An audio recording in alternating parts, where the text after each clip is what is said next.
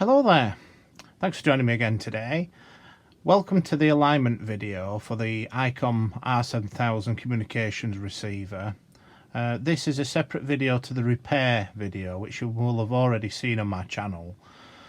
This totally details all the alignment procedures as per the manual for the receiver. It is actually a lengthy alignment procedure, and I show you step by step how to go through each alignment, where to connect to, and how to measure it and what to measure and what levels, and we go through it together. The other thing about this video as well, we find an error in the alignment procedure, only on one measurement though, thank goodness, but we managed to use mathematics to backwork it and to prove that the manual is a typo on one measurement frequency. And then at the end of the video, which you'll no doubt enjoy after all that work, we connect the receiver to an external antenna and we start receiving off-air signals. We try different frequency bands and listening to communications and conversations from around the world between 25 to 30 megahertz on SSB mode. We also listen to transmissions in the broadcast band, amateur radio conversations we pick up, and PMR and aircraft. And all that is all received on this receiver, so I'm sure you'll enjoy it. But obviously if you've got one of these receivers and you're not sure how to go through the alignment procedure and what to do, then this video is very detailed on that. As I say in the repair video, because the repair video is quite lengthy anyway with regard to the fault finding of the original fault, I didn't want to add this alignment section onto the end of that video because it would make it about 5 hours long. So I decided to cut out certain bits of the video so that it was purely concentrated on repair, and then we had a second video, which is this one, just for alignments only. So if you like the video, please subscribe, give it a thumbs up, and by all means leave comments below about your experience with these radios. Right, on with the alignments. Okay, we're now going to whiz through the alignments very quickly on this radio receiver. We've got the alignment instructions. There are a few pages of this. We'll be going through each adjustment as necessary. We've also got the location information here as to where the test points are and what we need to connect to, so that's pretty good. Now for these measurements involving RF radio frequencies, I'm using a coaxial cable with some croc clips at the end connected. The reason why I use that is scope probes generally don't perform well at RF frequencies. Either they've got some kind of capacitance in them, or they're not designed for particular frequencies above a certain range, and you get weird results with them as well, especially RF. So I just tend to use straight coaxial cable with two crocodile clips on the end, or two little prongy probes that you can just push onto things, and that way then you get a genuine reading of RF amplitude, and it doesn't affect the impedances and things like some of these scope probes do as well. They've got weird impedances. So right, so I've got this measurement here. It says that we have to go on to this is the PLL output, 36 megahertz, mode any. We're in phase lock loop unit, which is this side here, and then we've got to connect the oscilloscope to R139, and then we measure a voltage that's got to be above 100 millivolts peak to peak, and we adjust these two inductors to attain that level. So that's what we're going to look at now. So basically down here I've got the R139 test point. I'm connected to that. We're looking on the Rigol Oscilliscope, and what I'm going to do, these two inductors are just here and here, these two, and we're going to adjust those for maximum amplitude. Now if we look at the Rigol a second, and we just zoom straight in, you'll see there that the peak to peak voltage is actually as you can see there below 100 millivolts, and it says in the measurement that the maximum level, or let's just read this again, it says the minimum level has got to be above 100 millivolts. So we can see there with the volts peak to peak here that we're just under 100 millivolts. So I'm now going to adjust these inductors to try and get the level higher. So let's just try and attain that. We're using a non-metallic trimming tool. That's really important, because if we're using any metal inside these inductors. The metal will affect the ferrite cores properties, and thus it won't read properly. So we're just going to adjust this for maximum voltage, and just trying to look through my magnifier. Right, so we've got just trying to get it up 80 something, 90 millivolts there, 98. I think we peaked it about there, 97, 98 millivolts. Right, move on to the second one, and we're getting more now. So we're over 140 something millivolts there, I think, and it's starting to decrease again. So maximum's about there, I'd say 156 millivolts. Now we'll go back to this coil again. We've got 156ish roughly. Let's see whether we can get that higher. I don't think we can. We saw 160 there, I think. Just briefly appeared. There we are, look. So that's about as high. 160 millivolts. So we'll just zoom in on that again so you can see that clearly on the screen. So that's obviously attained what we want on the volts peak to peak on the sinusoidal waveform at 35 megahertz. So we've got that 36 megahertz. Right, so the next measurement we need to do is according to this, let's just have a look. So the next measurement here is the multiplier display frequency. So we need to set the frequency to 249.999 megahertz and connect a voltmeter to L22, inductor 22, and we need a minimum voltage between 5 to 6 volts, and then we adjust all these inductors here, which I believe it says L18, 19, 20, so that's these inductors. It's actually under a screening cam as well, some of them are anyway. Yeah, so there's another screening cam which is just here that needs to come off, so we'll pull that off and then we can do the measurements. Back soon. Okay, so this next measurement is a multiplier stage. Input frequency 249.999 megahertz. Connect to L22 and measure a voltage, a minimum voltage between 5 to 6 volts minimum. And then you tune L18, 19 and 20, 21, and then L40 it says. So we've got a cluster just down here. So we've got L18, 19, 40, 21, 21's down there, so that's coming up there and that there, so 20. So we've got them across the top, very top, and L21, which is this line here that comes up. If I follow it up, so I'm obviously about 2 feet away from the camera. That's the top one, and L21 then, yeah, is the top one. L20 is this line here which comes up and appears to be that. So it's like those clusters looking at it. Now I don't need to do an adjustment even though they're here, these coils, because the measurement says a minimum of between 5 to 6 volts. So we don't want it any higher than that voltage, even though we could in theory adjust it to a higher voltage. It's not what the measurement says, it's got to be between 5 to 6 volt minimum.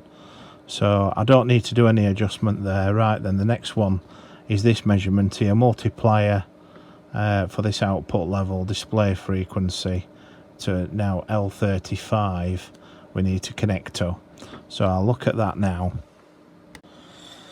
Okay, so this next measurement's a little strange. I noticed the one I did prior as well, I could get more than 6 volts out of it, but we'd just done this measurement in the first step, and it said between 5 to 6 volts. It says minimum 5 to 6 volts. What it doesn't say is if you can peak it higher than 6 volts. So I take that to mean that the voltage has got to be a minimum of between 5 to 6 volts. So it doesn't mean that it should be 7.5 volts either. It means that it should be laid somewhere between here, 5 to 6 volts minimum. So we've now advanced on to this particular measurement here, which is the display frequency of 250 megahertz, which I've inputted on the keyboard just now prior to recording. And then it says connect a voltmeter to L35, which is this inductor down here, which I'm on now. And we need again a minimum of 5 to 6 volts. So although it says 5 to 6 volts, that isn't higher than 6 volts. Normally if it was a minimum level, it would just say minimum 5 volts, and it would then just peak these coils to then attain anything above 5 volts, but no less than 5. This is specifying a limit of 5 to 6 volts. We're reading a higher voltage there as 7.6. That could be because somebody's been adjusting it, and although you can get a higher voltage out of it, doesn't mean it's correct. So we're going to go by this manual, and we're going to adjust it to 6 volts. And we do that by adjusting L31, L32, L33 and L34. So where are they? L31, L32 and L33 are there. Where's L34 then? Where's L34? Oh, there's L34. So L34 goes up there, and it's that. So basically then, that's L31 down there, L32, L33, and that's then L34 at the bottom. So those 4 there. So I am going to just detune them a little there. It's 7 point. So you can get it higher, you know. I mean, I can adjust that right up to like nearly 8 volts. So I'm not happy about that. I mean, we're gonna tweak that down to. I mean, we might not be able to get it less, but if I can, I really want it down at 6 volts.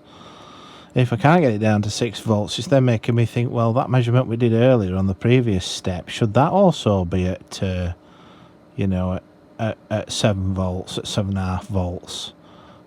You know, I mean, it's a bit misleading, is that measurement in the manual, but I can't get it any lower than 6.48 volts. So I'm a bit confused now. Should I be tuning these for maximum and just seeing what we can get out of it, or should I be sticking to the Bible and saying that, well, that really ought to be 6 volts spot on, you know, no higher? Now, I have been checking, like with the other measurement, that the sensitivity of the receiver hasn't been degraded in any way, because I have been injecting a signal off camera just to make sure that, you know, I'm not making things worse. But I can only get that to 6.41 volts or 6.39. I can't get that any lower. So if I go and now unplug the speaker in on the back, because I'm not certain about that measurement. I think, yeah, ICOM not very good with the instructions on that one. Right, so just plugged in the speaker. Just going to go to RX test. We're going to put in 250 megahertz frequency, 250 megahertz. So half gen level. So yeah, just adjust the level.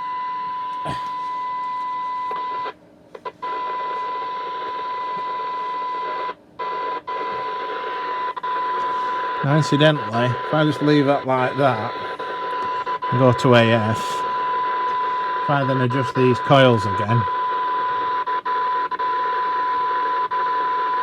let's have a look.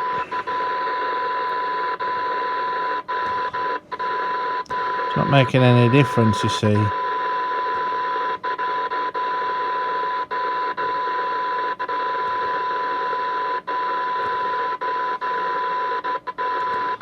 So it's not doing anything to it sensitivity wise.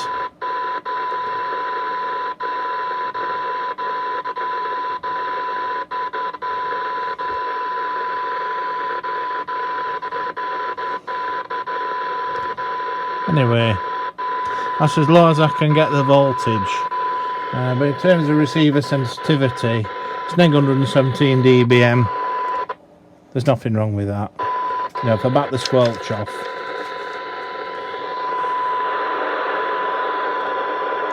neg 120 dBm, it's there. So, I'm not going to cry over spilt milk. But I just wanted to make sure that, yeah, I weren't making things worse. But the manual does say, you know, between 5 to 6 volts minimum.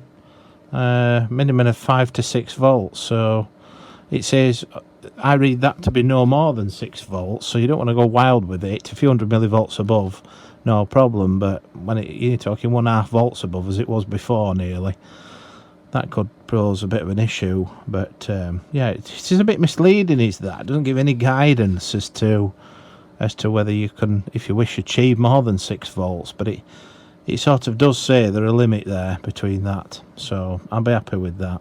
The next frequency then is 512 megahertz, and it says connect to spectrum analyzer and RF voltmeter now to J5, which I believe is a coaxial cable output on here somewhere. So let's just have a look where J5 is then on here. So that's J5 there, coming right the way down. So it looks like as if it's again something in this can, perhaps down there. It shows it down there somewhere. So I don't know if there's, oh yeah, there's a connector there. Look on the back, this grey coaxial cable that you can connect onto. So might be able to get onto that down there anyway, using a scope probe or something, or a bit of coax. But just need to look at that output then on the spectrum analyzer. And then it looks like as if you've got to take this can off then to peak some coils that are underneath it. Yeah, because it talks about L41, 42, 40, 44 and L49, which all live under that can. So that's where we then have to remove this. Okay, so I'll do that next and then come back. Okay, so this next test is quite unique, and something that I'll point out here. You've got here this test here, which is what is a second local oscillator output level, and it says the display frequency that we need to put in on the front of the receiver is 512 megahertz.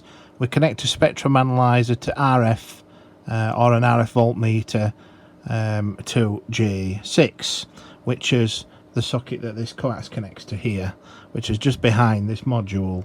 So I've soldered in an RF coax, which we've got here, which leads off to the radio test set on the low power port, and we've set up the spectrum analyzer then to receive a frequency.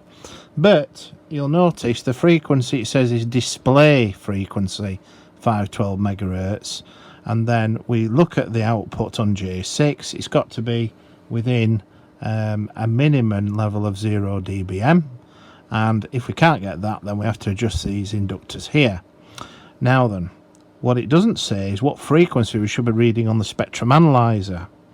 Now, bearing in mind this is a local oscillator, this isn't going to be putting out the output frequency of what we'll be setting up on the front, because obviously it's a difference between the local oscillator and the frequency that wanting to receive, which then is the first IF.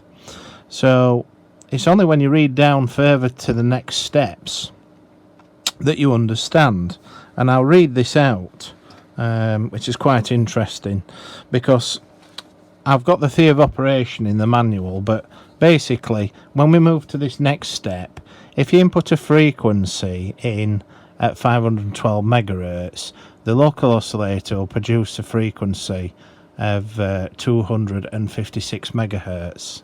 Okay, and if you input a frequency at 511.99, basically any frequency below 512, it'll then produce a frequency at this frequency, which is 700 and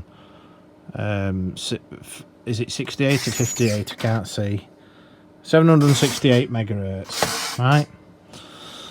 So you basically got any frequency that you input on the front at 512 megahertz or above will produce a local oscillator frequency at 256 megahertz. That's pretty much what it's saying, but you don't see that until you move to the next step. So it's always worth remembering that. Bit of a pain. It'd be nice if it had written, please observe 256 megahertz at 0 dBm. That would have been helpful. But there you go. So we've got here a level on the screen of plus 1.3, 1.4 dBm. So that's good. The level's correct. It doesn't need adjustment. However, the frequency's off. But we're going to accurately look at the frequency, because what we're going to do, I can shift this bloody lamp out of the way, is we're going to just home in on that. So we've got TX frequency. So if I come back out of there, we'll turn that off and we'll go to TX frequency to, oopsie daisy, I'll just sort this out. TX frequency 256 megahertz, and we're off frequency by 1.948 kilohertz, as you can see there. So the reference oscillator for the phase lock loop has drifted off frequency by nearly 2 kilohertz. So that frequency needs bringing back. Now the RF level itself, if we put the markers on and we're going to expand and we look at that further on the spectrum analyzer, if I just pull that out a bit, so we're looking there at plus 1.4 dBm, so that's pretty good. So just a bit mindful that it's effectively, you know, 1.9 kilohertz off frequency. So I'm happy with the level that it says. The level does say, as we can see here, the level should be greater than 0 dBm. Now we can adjust these coils to see if we can get more out of them, which is basically these coils. So it's L41, L42, 43, 44 and L49. So L49 is those two silver ones at the top. So you basically got 4 coils, so 1, 2, 3 and then 4 and then 5. So they're basically all those there. So what we'll do, I'll just try and look at the amplitude now on the spectrum analyzer, and we put the marker already at the peak of the signal, and we will now go and try and adjust the marker for maximum level, or these coils. So that's 1 point. It's not really making much of a difference, is that coil there. Just sort of leave that then, move on to the next one, and that's reducing the RF level, so we'll go the other way, and again coming down again. So the peak is round about, I would say, there. That's where the peak is, around about there. Next coil, oops, now that one, oh, that makes a big adjustment, doesn't it? So let's go back, starting to diminish again. So let's peak that up for about there, I think it is. Let's just stable, get it stable. And I can go to 0 span on this frequency, and that'll also help us define the level, but I don't think I need to do that. I think if I just get on the coil again. So let's have a look. There we are. We're not going to get any better than that. with those 3 coils. Now the next coils, according to this, are the other ones above at the top. So just have a look. So it basically says tune, to keep referring back to different diagrams, you see. So we've tuned L41, we've tuned L42 and L43 already. There's also L44, which is an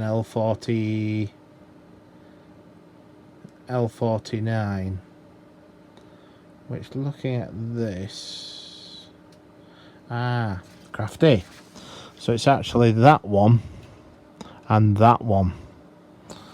Now then, that's interesting. So for the other, I will need this metal, the one that's capable of dealing with the metal. So it's this one here.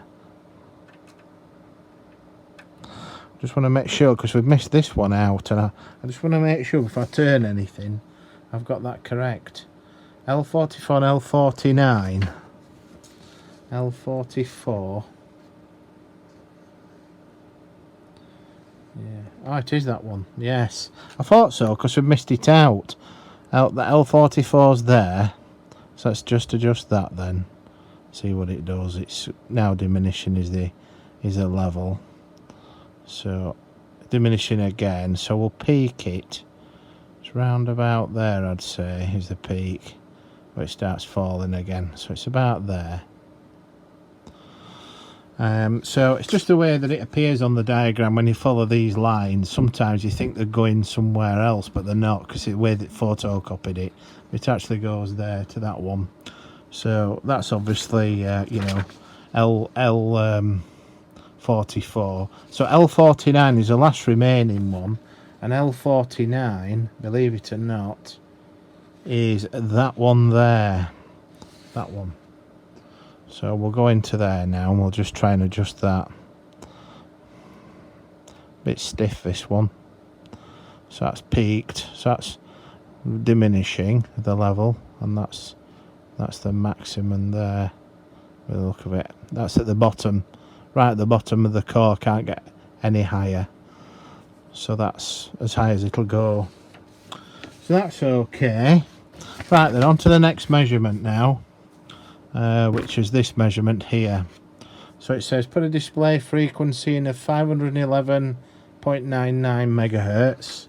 So we'll do 511.999 megahertz. Enter. And we should observe a frequency then on the spectrum analyzer of 768 megahertz, roughly 768.0 megahertz. So I now need to just go onto here.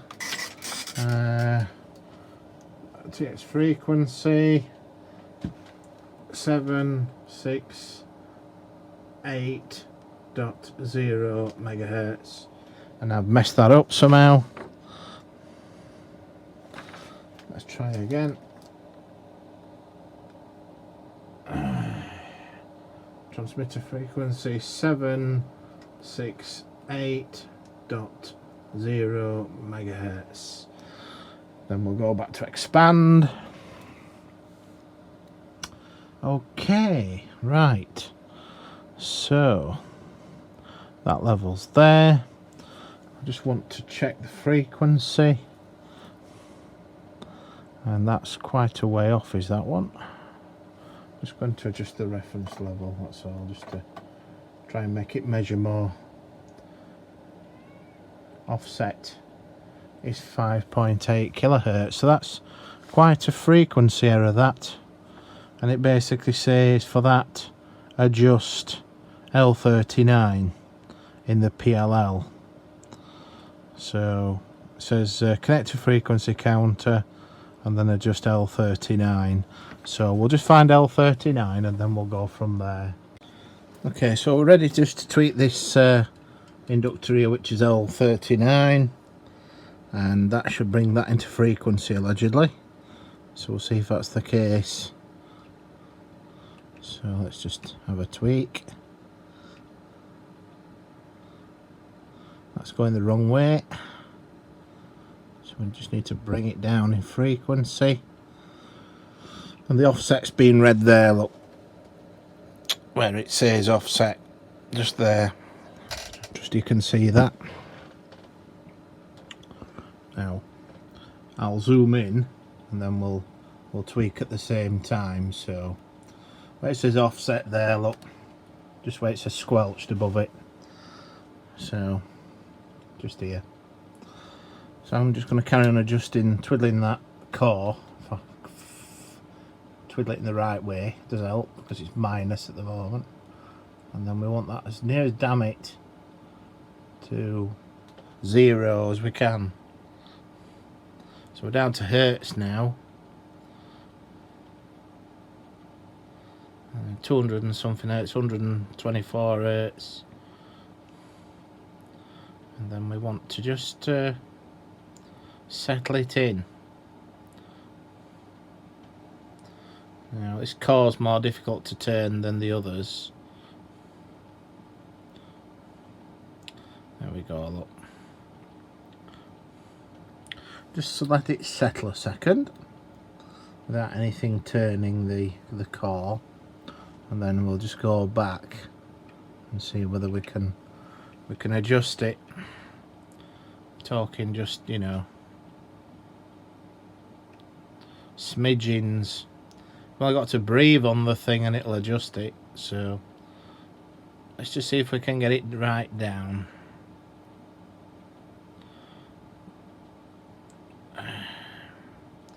Minus 20 hertz. There we are, look. We're sort of getting it within tens of hertz, and I can't sort of get it any more accurate than that, really. I'm accepting of 16 hertz of frequency, so that's good. Quite happy with that. Down to 6 hertz, 5 hertz. It will vary with temperature, because obviously the crystal here, that's a reference oscillator. So the next thing in the manual, it suggests us doing the repeat test, but at a different frequency, where it talks about, if I've got the right one here, display. We've just done this test here. We now need to set 512 megs and then look for 256 megahertz now. There's nothing to adjust for that, we just need to verify. So if you remember earlier when we were looking at the 256 megahertz measurement we were doing earlier on, we didn't have the right frequency, so we'll just verify that 256 megahertz is correct. It should be, because the inductor for tuning the reference oscillator crystal here, this inductor, that will have netted it onto frequency. So what I'm going to do now is I'm just going to go on to that. Let's just go back again. Right, so I now need to input a frequency in of 512 megahertz, so we'll go 512.0, and obviously the frequency is gone because I need to move it now to 256 megahertz.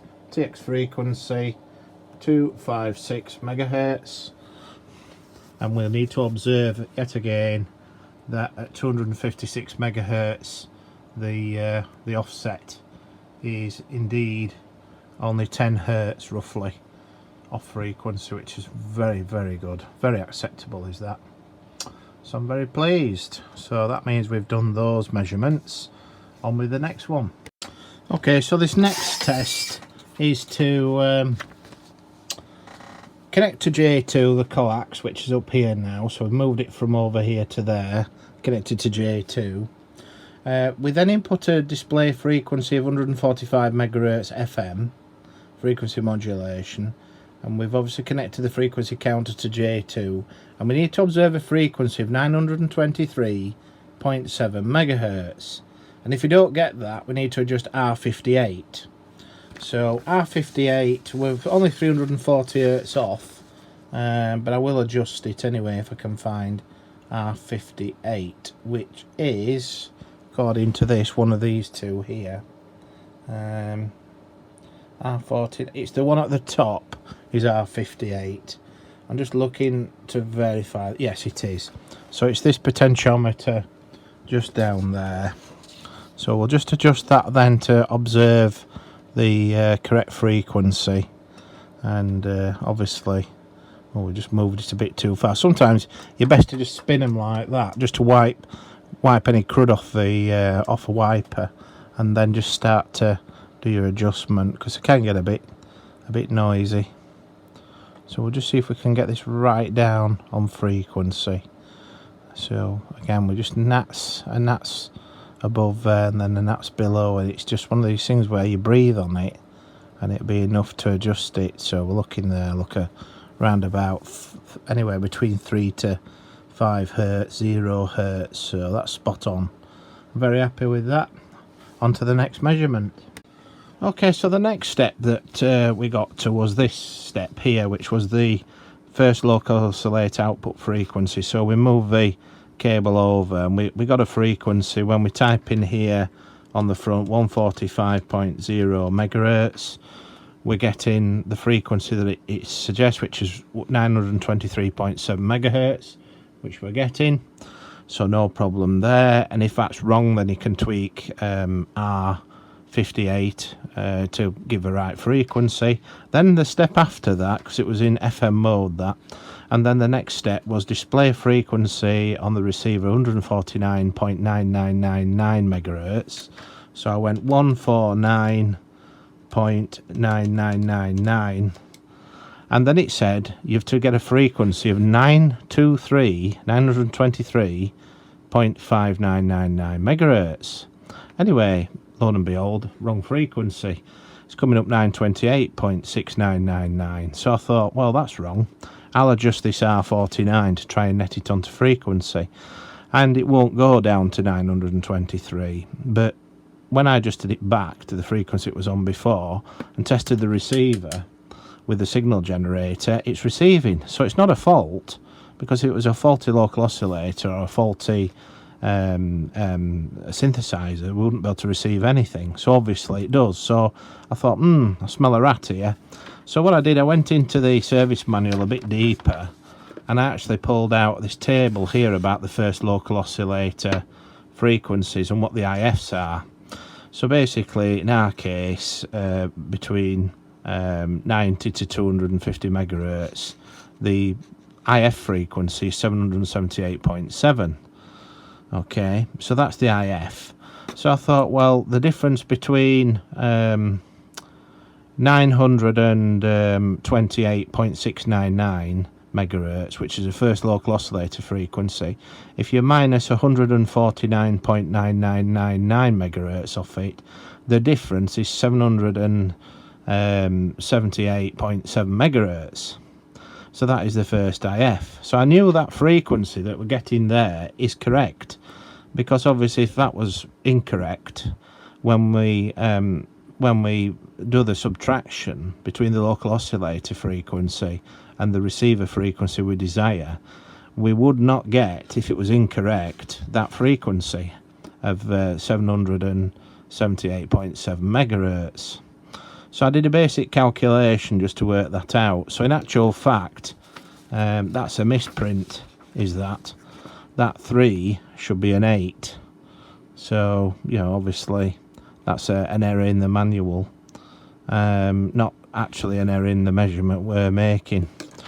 And how I calculated that is I just took, as I say, the frequency of the local oscillator that's currently running, which is 928.6999 megahertz, and then subtracted the receiver frequency wanting, which is 149.999 megahertz, and the difference there is the IF frequency at 778.7 megahertz. So quite simple calculation, but you know, that could lead you down a path that you don't want to be led down, because obviously there's no fault with the receiver, and then you could convince yourself there is a fault, and then you end up delving deeper. So that's obviously a typo in the manual. So basically we're going to just make sure that that's netted now to 928.6999 megahertz. So if I go TX frequency 928.6999 megahertz, and if I've done that right,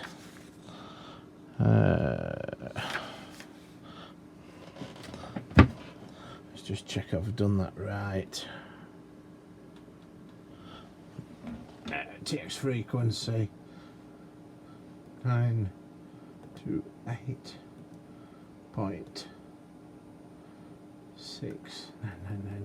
megahertz. There we are. So we type it in right, didn't it? So I'm only 500 hertz off. So if I now adjust that R49, which is down here, I'll just get onto it and then adjust it. It's hidden away down here. I should be able to adjust that for minimum frequency error. So it's off a bit there. Just get it down. It's only 181 hertz off. 83, 66 hertz now. 170 odd hertz. Let's see if I can get it down. It's going back up again the other way now. It's crossed over the 0 threshold. So we'll just try and get that back down to as low as we can. Always good to do these measurements when things are warmed up, both the test gear and the receiver, so then you get stability. So we're talking, you've only to breathe on this little potentiometer with temperature in it, you know, because this is changing the frequency of a little crystal, and because it's all about multiplication. So I'm happy with that, but basically you've got an error there in the manual, which I find quite interesting. But as I say, you can always backwork things anyway, you know, it's like weights and measures. But basically, just to explain quickly, when we look at this diagram here, this shows us that when you're between certain frequency ranges, the local oscillator, what is the second local oscillator and the first local oscillator run differently. So we've got this 12 megahertz crystal, which we adjusted earlier, which is the R59. That in turn then adjusts the second local oscillator frequency, and then the first local oscillator frequency is this 51 point whatever 2 megahertz frequency, and then it's basically multiplied up. So when you're dealing with different frequencies, you get different multiplications. So yeah, it's interesting, and it does describe how it works. But basically I was looking at this diagram thinking, well, the frequencies that it was talking about were totally incorrect in that measurement, even if you worked it back mathematically using these frequencies and what it shows in the tables. So that's how I smelled a rat. But yeah, it's always worth a note at that. So I'm about to go to the next measurement now, which is about sidebands. So here, what it does, it talks about then changing the mode to SSB. We're still looking at the same frequency. That should be 928, not 923.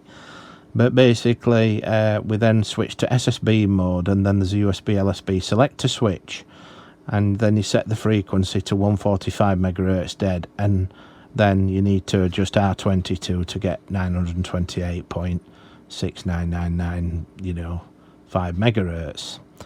And so that would set up the, if you like, the LSB side of it, and then you do the USB upper sideband measurement, same again, same, different potentiometer. But I looked all over this receiver to try and find this so-called LSB switch. And I absolutely combed this bloody receiver trying to find out where that switch was, because all there is an SSB indicator on the display, and that's it. It just says SSB on the display, nothing else. It doesn't say USB LSB. There's not even segment for LSB or USB. And I thought, perhaps this manual refers to other models of this that yet superseded it, I don't know. But it didn't seem to indicate that. So anyway, I went looking for it and in the manual, and I found out where it is. And I find it's a very strange place to locate it. But basically, on the rear of the unit, on the back, there's a little switch here. USB LSB selector switch. So I've actually put the switch for upper sideband, lower sideband on the back. It's in the back corner, right at the back down here. And, you know, I can press it in and out. Why the hell they put it there, I've no idea. It just seems really weird. But there it is on the back. So I spent ages trying to find that. I can't tell you how long I spent doing that. But anyway, when you look at the manual, all is explained. So that's the next measurement we'll be doing. Is same RF pickup point, just different frequency and different mode. So we'll move on to that now. It's worth noting as well that it does say in the note footer there about repeat steps 1 and 2, which is again adjusting these frequencies via these resistors. So step 1 and 2. So you have to go back to 145 dead, adjust the R58 again, and then do this one that we've just done for the next frequency. So it's always worth noting that, what it says in the footer. Right, the SSB measurement now. So it says here, set a frequency up of, let's have a look, 145 megahertz dead. So we'll input a frequency on the front, 145.0, enter. We'll set SSB mode, and what we'll do, the switch on the rear has to be in for LSB mode, USB LSB LSB. So we'll just press the switch in the back, just make sure that's in for LSB. We need to then record a frequency of 923.6985. It's worth noting that of course that frequency is correct, because when we were on 145 megahertz earlier, we had the frequency there which was 923. Obviously that frequency is correct. It was just that frequency there, 149.999 megahertz, that had the wrong local oscillator frequency. It's a typo, should have been an 8 rather than a 3. But now we're reverting back to 145 megahertz. We return back to the correct frequency now, which is 923.6985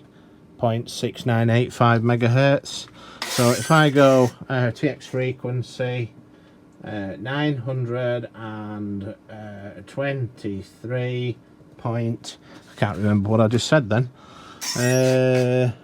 6985 megahertz.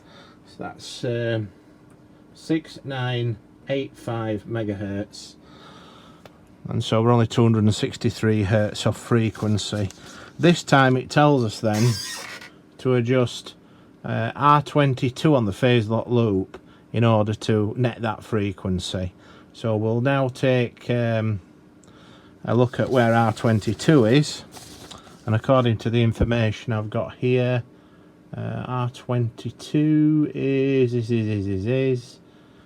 if I can find it, R22 is a potentiometer which is just literally hiding away there's two potentiometers, these two there. So R22 is this one, I believe, the very first one. But just double check, you know what they say, check twice, adjust once. So R22, yes, it's definitely pointing to that one. So then we can change that now by, obviously, I always give it a twiddle left and right just to clean the wiper. And then what I do then is I just do the settling adjustment. So we'll just turn that now very gradually. Again, you've only to breathe on these things and they adjust quite wildly. So let's get that down as near as, damn it, to what is 0 hertz. And seems to go It's going okay. Let's just try and get that back the other way, perhaps. It's just one of these things where you just to settle it down, that's all. So I'm quite happy with it being about 12 to 15 hertz off frequency. I can't get it any higher than that, and as you leave the potentiometer, it'll start to drift a bit anyway. It'll not be too much of a drift, but we're talking there very small amounts of drift. So I'm quite happy with that. It's a pain in the backside really setting these up. So there we are. I'll leave it at that. So then the next measurement, which is part of the same thing, is to do the same measurement on the same frequency, but this time what we're going to do is we're going to set upper sideband mode, and that will then affect this frequency. So if I just press the upper sideband switch, now it should be on 923.7015 megahertz. That's 923.70. I think it said 15 megahertz. Yes, 15 megahertz.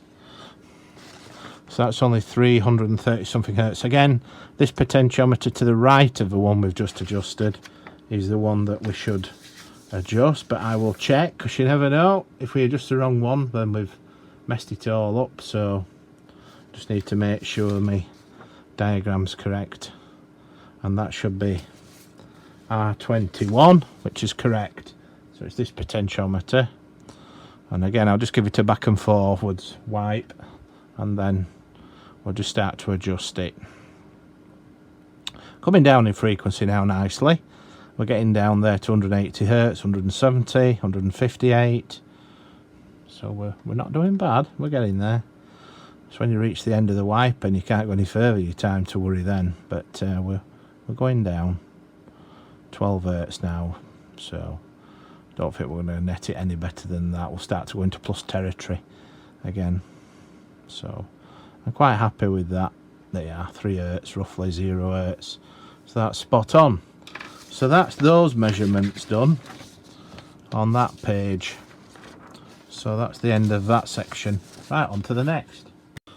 Okay, so now we're on to a different couple of boards now. There's two lots of measurements undertaken in this section. One on the IF board, which is at the top. That's the IF board.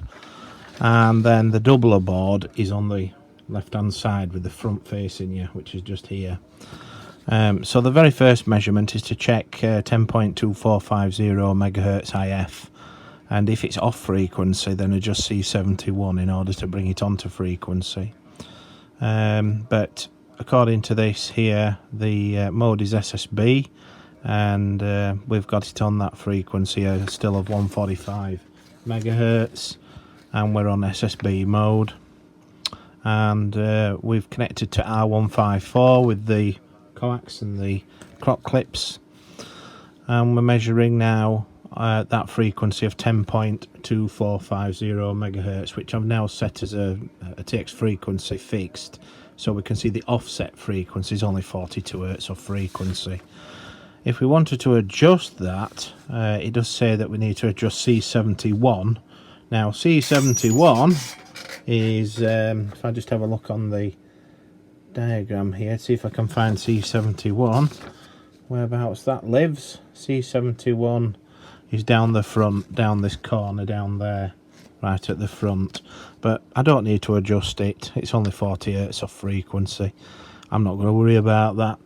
And if I were to, that sets the third local oscillator output frequency, does that C71. So I'll have a look at it, see how easy it is to adjust, and then we might be able to do something. It's one of those things where, you know, you can adjust it, but is there a need to at that sort of frequency accuracy of just 41 hertz? I mean, it's not going to make anything different, is it? So let's have a look, closer look inside, and see where that is. So according to the info I've got, it's actually the capacitor just here, you might be able to see it. See if I can zoom in for you. Bit of a devil to get to, but let's have a look, see what we can see. So if we just zoom in a bit, it's that capacitor just there, and it's right in the way of this coaxial cable as well, so you have to get in at like a weird angle. It's just daft, but anyway, and there it is down there. Now my trimmer tool I think's too wide for it, but I'll see if I can get it on, and then we can adjust it. Yeah, I can move it on the screen. So what I'll do, I'll just put the camera back to where it was, and let's see if we can zoom out and go back onto here and see whether we can adjust that now. Now it's only 13 Hertz off frequency there, 29, 64, 8 Hertz, 7 Hertz. We've got 0 Hertz there, then sort of just see what that happens. Yeah, 6 Hertz, 5 Hertz off frequency. There's nothing wrong with that. Quite happy with that. So not going to worry too much about that. So yeah, that'll do me just nicely. So we'll have a look now at the next measurement.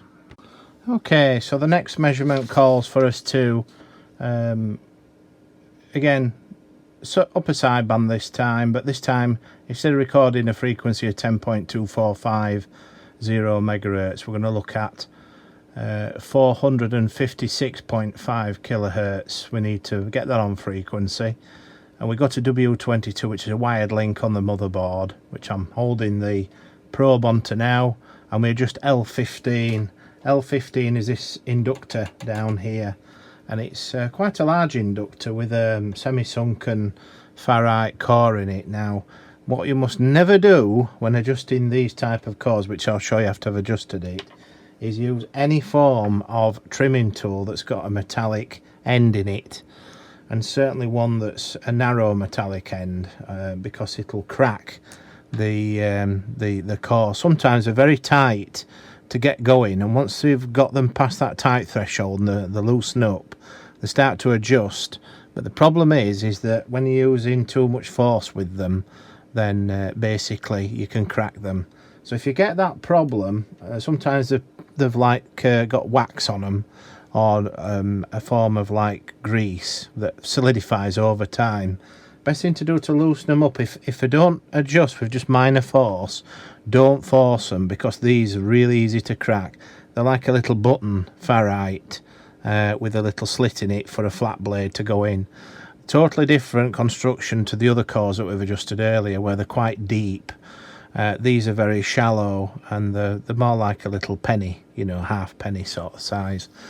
Problem with them is that they're very easy to break, so just put some isopropanol alcohol on them with a cotton swab and leave them for 5-10 minutes, just so that it the isopropanol works into them.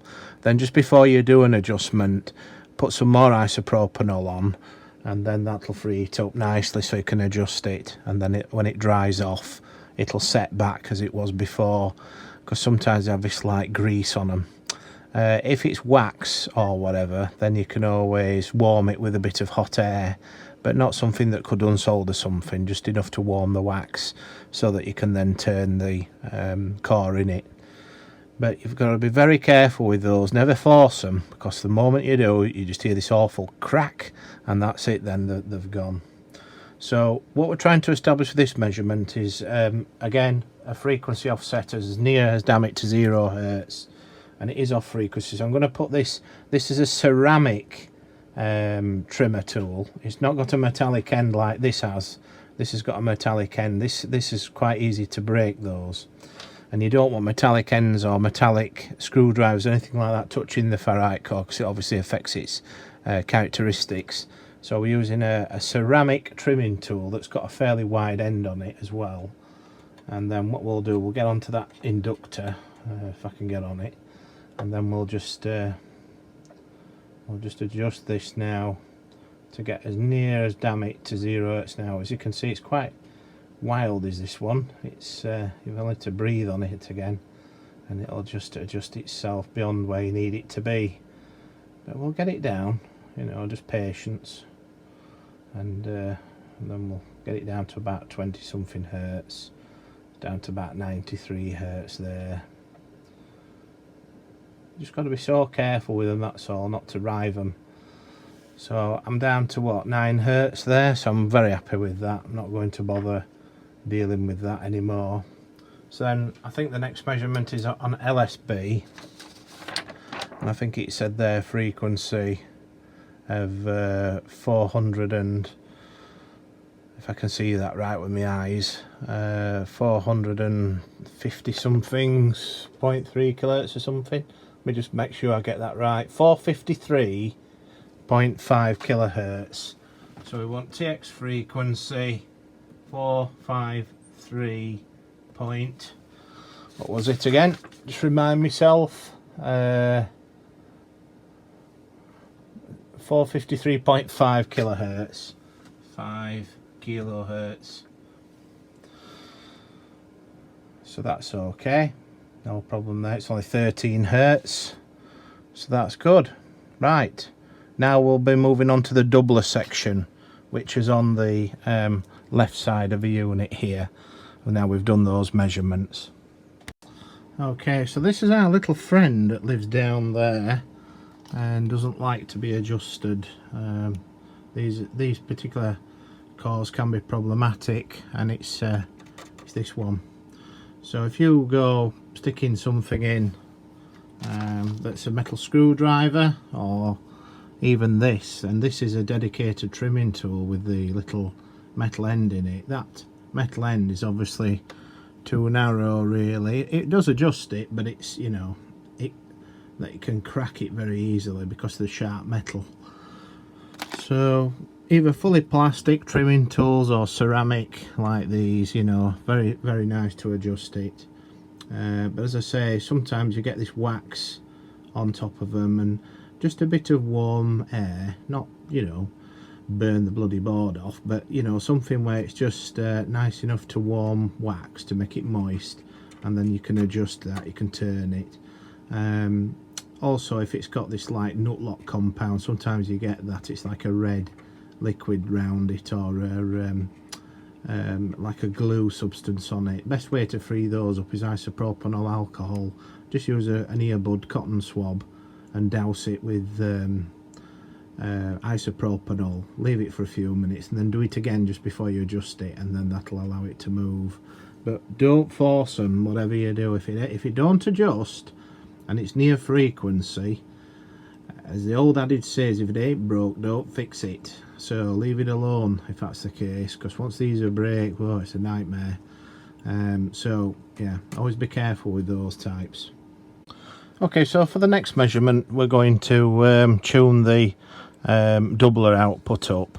So basically it's we insert the 1 GHz switch, and then we're looking for 1 GHz on the spectrum analyzer, and we tune L 3, 4, 5, 6 and 8, which are these, and this top one here, for maximum output. Now the test point for this is C1, which is right down here inside this tiny little can. There's a capacitor right over in the top right hand corner, and it's really deep down, so it's going to be quite difficult to get onto. So I'm probably just going to touch the coax onto it really, rather than try and connect onto it in other ways. So if I just go down there and connect onto it there, I can see it's off frequency for a start off, and there is an adjustment after this a couple of steps later that adjusts that frequency, because the offset 7.3 kilohertz off frequency. But for the time being, what I'm wanting to do, if I do expand, is I'm just wanting to increase that level to the maximum. So I'll put my marker on, and we'll adjust the marker now to the peak of that signal, which is there, and We're sort of looking at minus 20 dBm there, so let's see if we can improve on that by adjusting these inductors. So we're getting a bit more out of that and it's starting to diminish again. We'll just peak that up, and again it's beginning to diminish, turning the other way. So that's about the maximum we can sort of get out of that coil. I'll just move on to the next one, and again getting more out of it. With the look of it, it's climbing. It's starting to diminish a bit there, so we'll just go back the other way a bit. I'm just going to move a marker a bit more because it's not quite. We've got a peak fine button as well, which is that one. So we'll just go onto this coil now and see if we can get more. That's majorly affected it, hasn't it? That. See if we can turn it the other way a bit. It's starting to diminish again. So I think I'll peak it about there. I think just a bit more there. That's it. Then go back to this coil. Let's see, that's diminishing again, and then we'll just try and peak that one for maximum. We're still getting more coming out, which is good news. Then it's starting to diminish, so we'll just peak it there again. So that's a maximum peak. Then there's another inductor which is just to the right of it down here, which is here, and again that's managing to peak that there. I don't think we're going to get any more out of that. And then there's one more inductor which is to the sort of right of this can up there, according to the information. Yeah, so it looks like as if it's just goes up to that top of that metal can there. That's L8. Now it's just showing one of them, the very top, but I'm sure it isn't just the very top one. It's probably, but you can't assume that. So it shows this one at the very top, and just trying to get onto it. So again, I've got to try and go back, you see, and put this coax down there and link onto it. If I can just get on it. It's a devil of a job to try and get onto this capacitor down there, and of course keeps slipping off, does the connection. Right, just see whether we can beat that for maximum. It's about there. I don't think we can get any more out of it. Let me just see if I can get on it a bit better, because I'm having to use this coax, you see, and it pokes down the. Such an awkward thing. You'd think they'd create little test points, wouldn't you? And then you can get onto things, but it's about right there, and then it starts to go again. So we'll peak it about there. It's about correct, is that? Not getting a better signal than that, I don't think. I'm just going back onto that connection. Yeah. I'm not going to get any more than that. So that's all that done. So we've connected to C1, which is that little capacitor in the top right in that can. We've adjusted these inductors. Obviously the band switch is on, yeah, because if it's off the signal disappears. With it on it's on, that's correct. And then now we could connect on the output of a W unit. So now we move from C1 where we were on before, and now we move to a different measurement. Again, this time it's W1, which is a connector which I've just unplugged, which is up the top here. This plugs in down there. There's a little connector just in there. So now what I have to do is I have to just try and get into that a little bit more now and put this connector in, this bit of coax, and hopefully then, you know, we can if I can just get the inner of this coax to go down the center of that plug, that socket rather, might be able to make a nice measurement, but it can be quite difficult. I'm just going to look at it with a magnifier and see if I can get in. There we are. There's a tiny little receptacle hole down the middle, and that's good. I'm in there now, and then I have to use this crocodile clip on the braid to try and hold it steady. Okay, so we're in. Right, I think I'm in anyway. Yeah, looks like it. Yeah, looks like we're on that output of that. So it's just okay.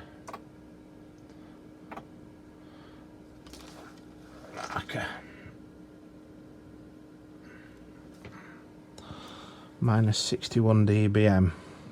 So this time it says for this measurement, it says connect a spectrum analyzer RF millivolt meter to the output terminal W1 of W unit, and then again we're tuning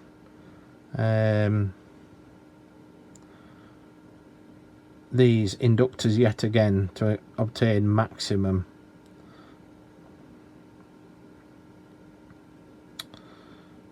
Whereas before we were just checking the multiplier output level, so we're on to this test now, that one. So it's just L3, L4, L5, L6 and L8 again. So we're trying to tune for that. See if we can. And a bit more there, aren't we? A bit more of an output there. Let's just have a look. Diminishing again, and coming up. Out there's a bit better. Onto the next coil.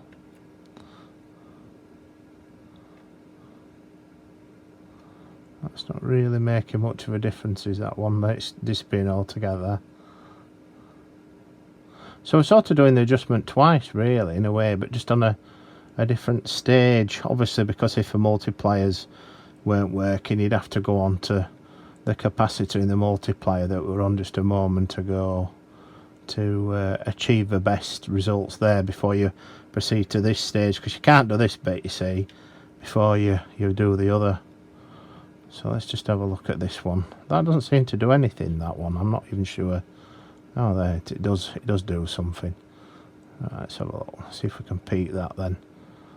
Can't get any more out of it before it starts to diminish, so just peak it around about there. That's maximum we're going to get out of that one. The other is this one. Now it just says that top one there's L8, but I'm not right sure about that. I don't know if that's the whole thing, if both inductors that are inside that can are considered just one inductor as L8. But it's about right what we're getting there. Can't sort of get any more than about neg 40 dB, neg 60 dBs out of it, so yeah, it's about there. Not going to get any more than that. So that's that measurement. Now the next measurement this time is to start doing the capacitors, C4, C5, C6, which are inside these capacitors inside this can here. So again, using the ceramic trimming tool and just checking that is C4, 5, 6, yeah. So if I just go on to this capacitor here, I'm not sure if this trimming tool, oh yeah, it will do. So again, we want to tune this for maximum. So let's see whether we can just peak that for max, which is about right there. Not going to get any more there with that. There's another capacitor next to it,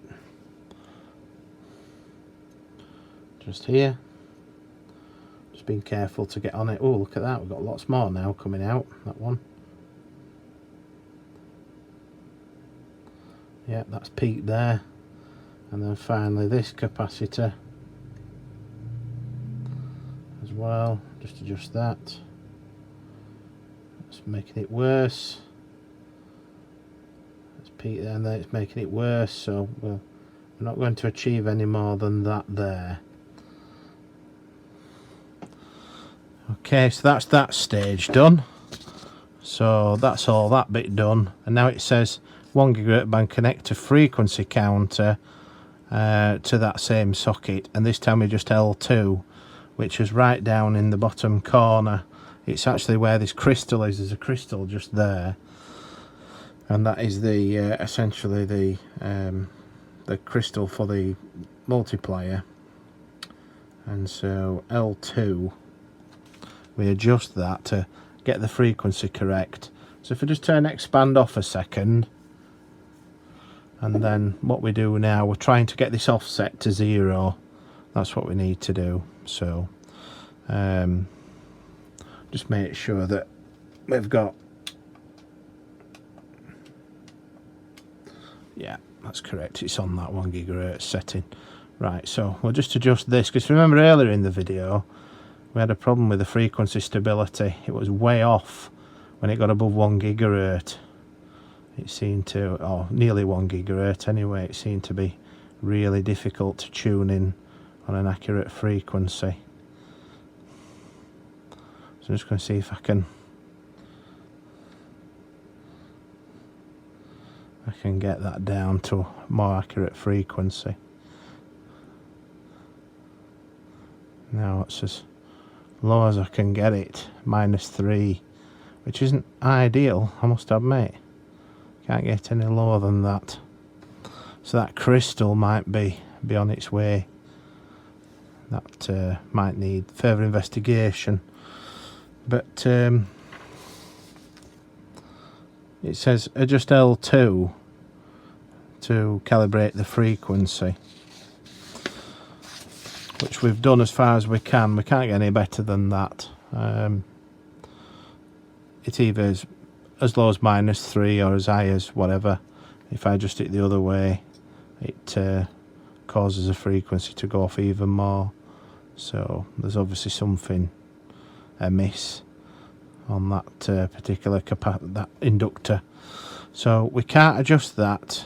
We can't change it any more than that 3.8 kilohertz, which is still off a fair way. So I might have to investigate that further separately. It could be the crystals on its way out and it needs another crystal in it, or it could be that it just needs netting the crystal, and therefore by adding some more capacitance across the crystal and then encompassing with that inductor might resolve the issue of getting it onto frequency. So yeah, there is that. But I'll just check when I put it onto SSB mode that it doesn't change it that way. That's SSB there in that mode. Yeah, it's not making any difference anyway. So I'm fairly confident there's some issue with this crystal where it's perhaps needing a replacement crystal or some more capacitance adding until we can tune it. So I might have to look at that separately. Okay, just a quick one on this L2, this adjustment down here, where we had to adjust the doubler output. We had a measurement where we're to select the 1 GHz frequency or above, so anything above 1000 megahertz, which switches this circuit in for this doubler. There's a crystal lives under there, as we saw with the inductor L2.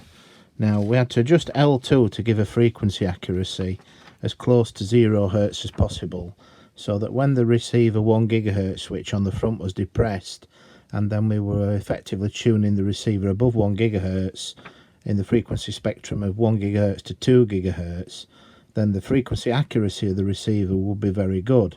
And so it was important the crystal that lives in there was tuned accurately. Now if you remember, we had the cans off obviously all this stage just a moment ago before this section of the video, and we were tuning this inductor and we couldn't get it any less than about 1.2 kilohertz or something like that. That's the best that you could get it when the receiver had warmed up. Now I found that when you pushed the can back on, the frequency of the crystal had drifted way off the other way, and so by doing the measurement with the can off versus the can on made a difference to the crystal's frequency. Now you'll notice that the solder points on this particular receiver with these cans, there's solder points there and there, but there's also a solder point here which solders the can lid to these two, if you like, the ground planes for them. So there's just a bit of solder just there in the corner. So there's a lot of shielding going on there. So what I did, I took the can off, made an adjustment of the coil, put the can back on and looked at the frequency measurement, and after many attempts of taking the can on and off and tuning a bit at a time, I managed then to net the crystal almost within a couple of 100 hertz of its center frequency. So that to me was absolutely superb, because then it meant we didn't have to go down the route of trying to order another crystal, because obviously crystals drift with age, and that's what's happened here. And this board does get quite hot. There's a heat sink down here as well, and that also gets quite hot with the ICs that are mounted on it. So this all gets quite warmed up, and thus affects the crystal. So what I did off camera, I left it running for a couple of hours so it got to its maximum temperature, and then I adjusted it again and just kept going back and making sure that when I put the lid back on, it was frequency stable. So that's just a little pointer when you're adjusting that L2 down there for that doubler for the 1 GHz and above band. You need to make the measurement with the can on as well, so, and then adjust with the can off, but always make sure you do your frequency measurements when you push that can on, and then once it's done, solder it in place, and then that's what I've done there. So that's just a little point on that one. Okay, so we're ready to do the bandpass filter alignment now on the receiver. There's a selection of tests here that we've to do. Obviously at different frequencies we have different test points, which are resistors that stand off the board to feed throughs on the RF section, which is just in this rear quadrant here. We're then aiming to acquire different frequencies, different voltages, and if we don't get that, then we need to adjust R90, a variable resistor on the board in this middle section here, to obviously attain that value.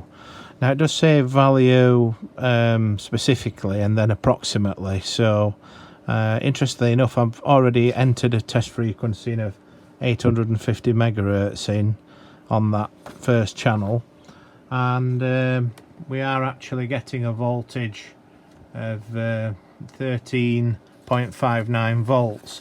Now the diagram here does say 12 volts, and if it isn't, then adjust to R90.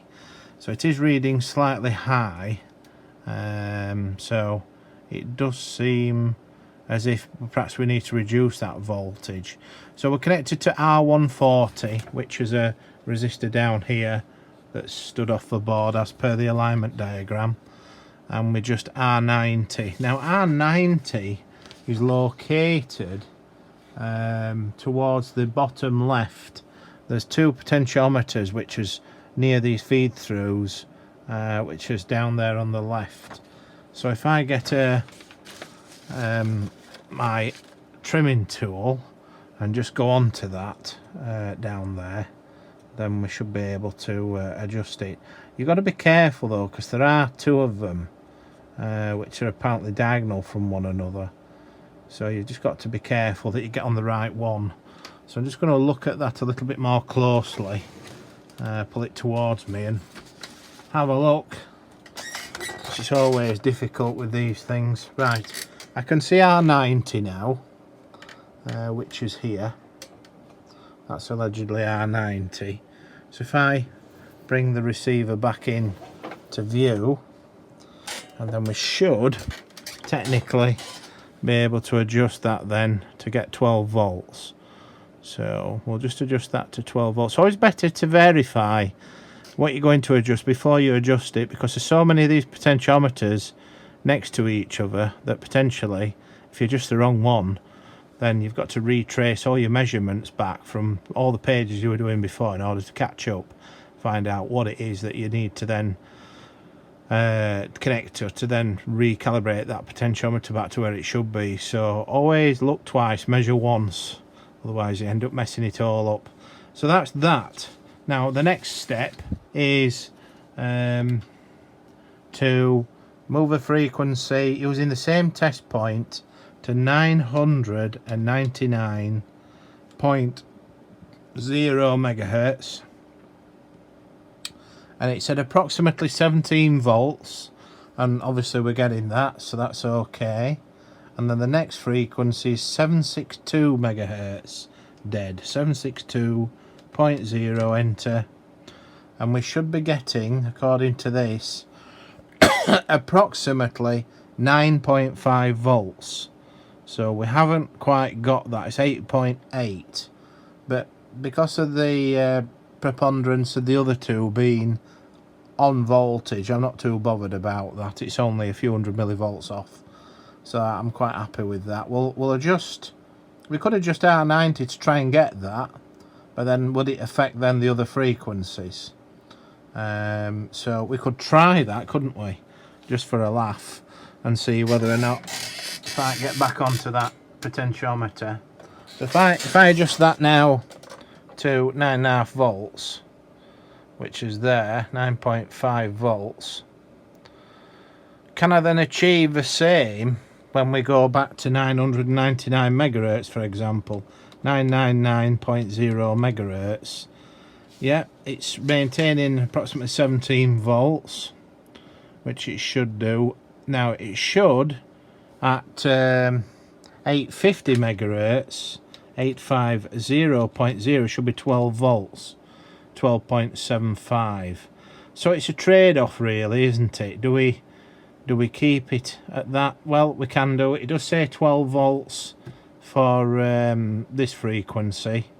At 999 megahertz, 999.0, it does say 17 volts, and it's nearly 1 volt higher.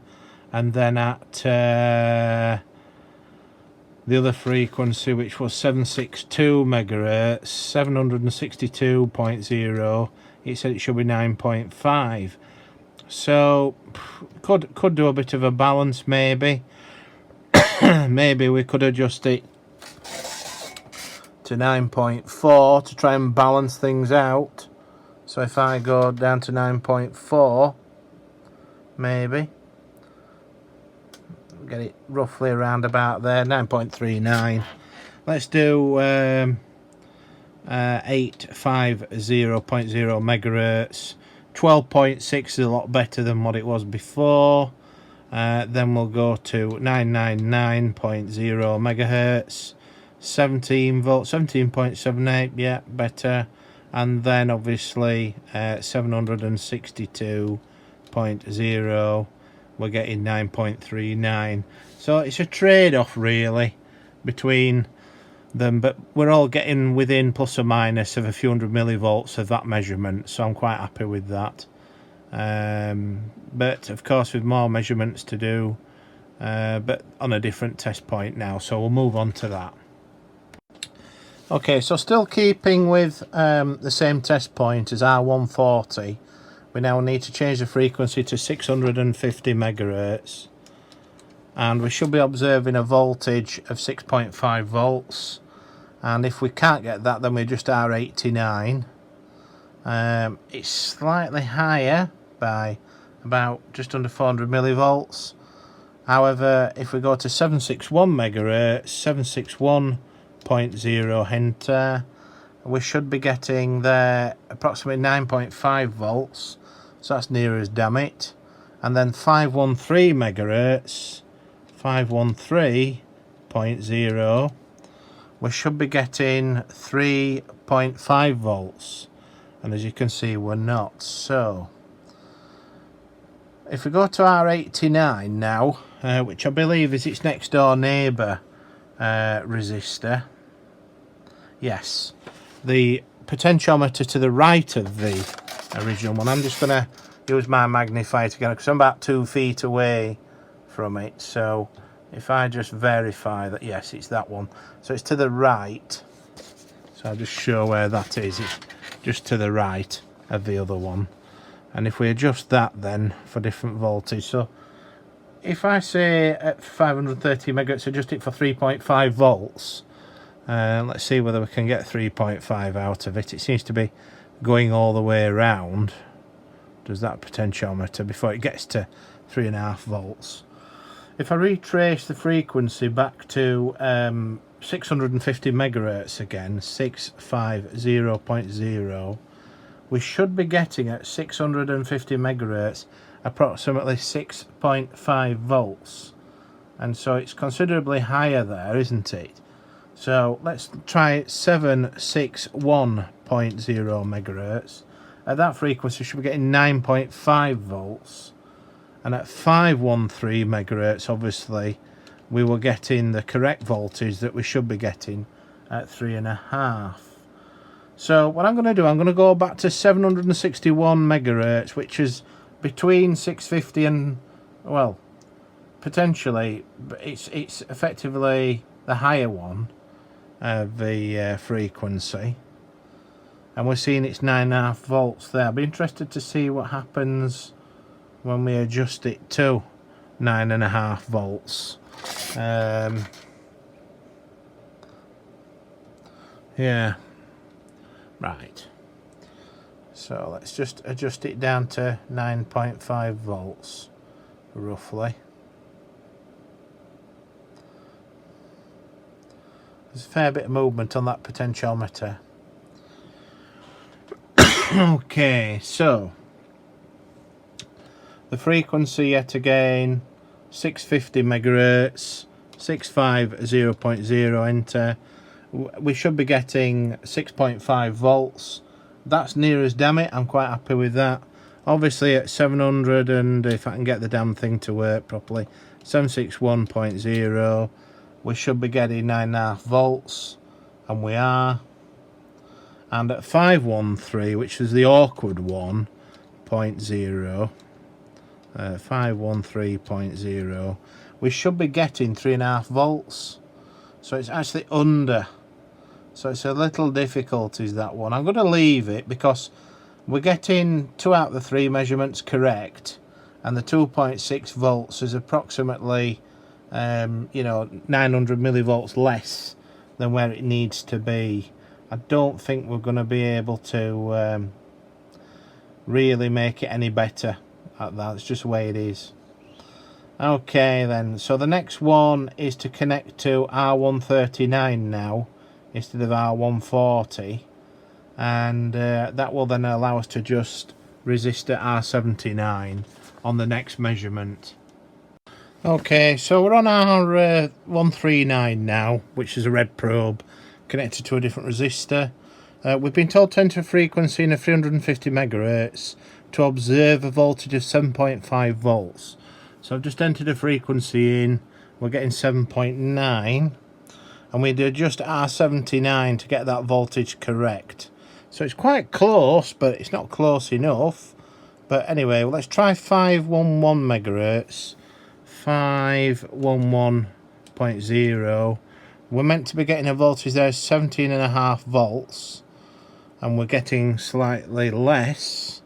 And then a display frequency of 250 megahertz should give us a voltage of 2.2 volts.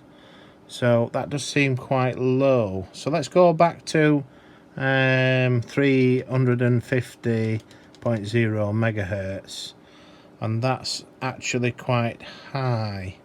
So it says here R77 though, and then there's adjust R79. So R77 is the center frequency RF unit control. It's a little confusing, is that. Bandpass filter tracking adjustment, pot R77. So that's sort of like more or less dead central.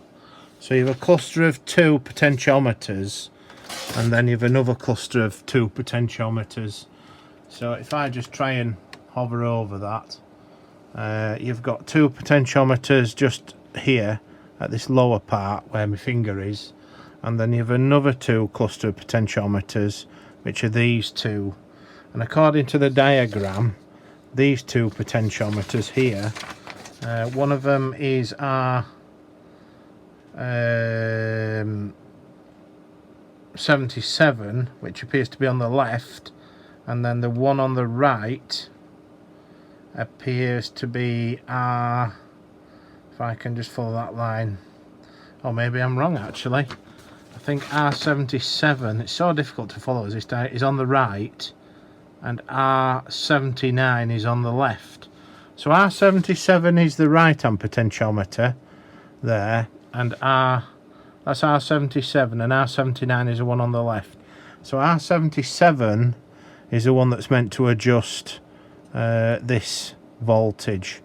So I'm just on it at the moment, and it is adjusting it.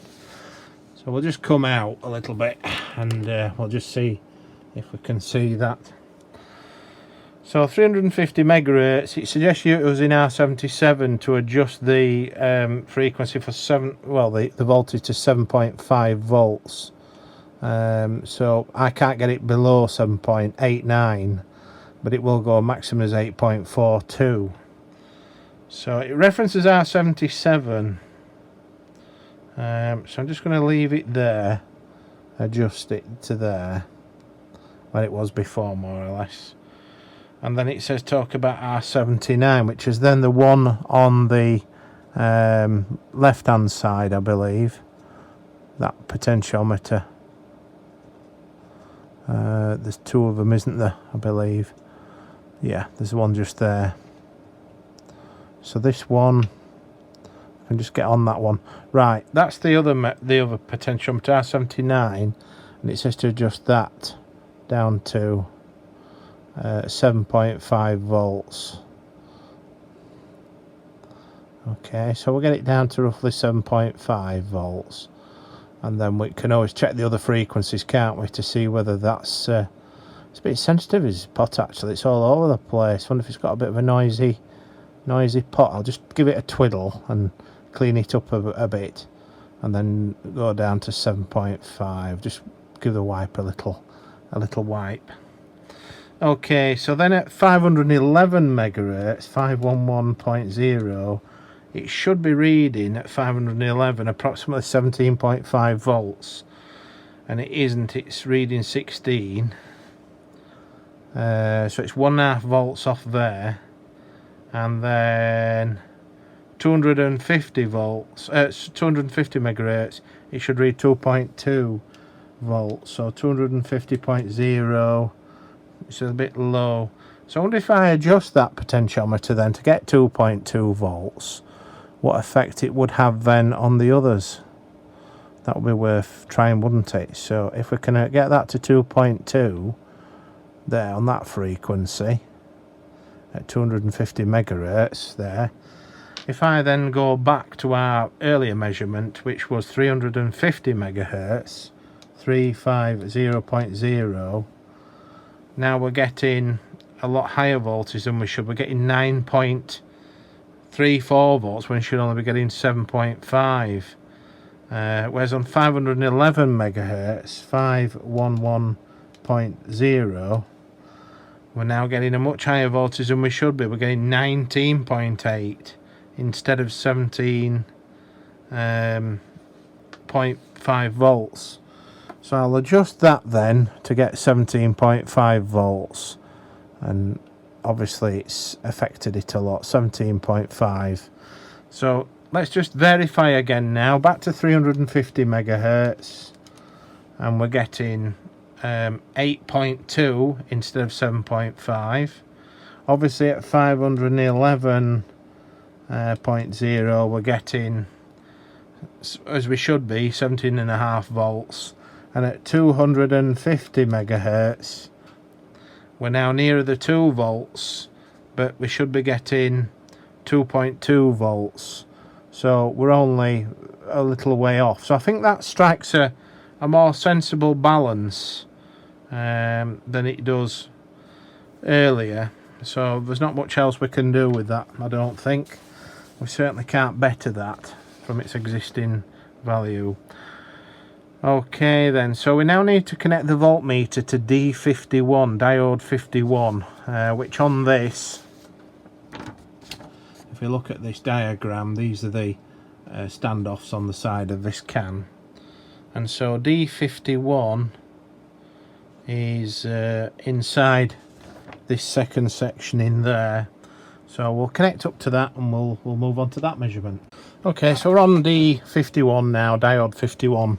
which is in that can. It's just a semiconductor on the board, and you go to the lead on the top as it bends over to come back to the PCB. So we've entered a test frequency as suggested at 150 megahertz. Connect a voltmeter to D50 once we've done, and we should be seeing our 8 volts at that frequency, and we're 8.28. If it's off, you can adjust that with R71, and R71 will adjust that voltage, which again is, I believe, third one down on the right hand side there. That looks like as if it's R71 according to this, so I'm just looking just to verify it, and I'm actually wrong. R71, oh no, I'm correct. R71 is third one down from that top right hand corner, so it'll be that one there, that potentiometer. That's R71, and that we should be able to get 8 volts with that. They're individual pots now for multiple frequencies, whereas before one pot did 3 frequencies at a time. So we've got 8 volts as suggested. The next frequency is 90 megahertz, so 90.0, enter, and we should be getting at 90 megahertz 1 volt, and we're not getting anything, are we? There, display frequency 90 megahertz, 90.0, enter. And it said if you're not getting that, then to adjust R73 for 1 volt. So I'll go to R73, and looking at where R73's position is, that is actually the second one up, or what is the middle of those 3 potentiometers. So that will be that potentiometer there, and we need 1 volt. 1 volt. So I'll just give a wiper a bit of a clean, and then we can adjust it. So 1 volt for that one. Just so sensitive is this potentiometer. We've only to blow on it, and it'll see if we can get it as close as we can to that 1 volt mark. There we go. The next adjustment is then at a frequency of 249 megahertz, 249.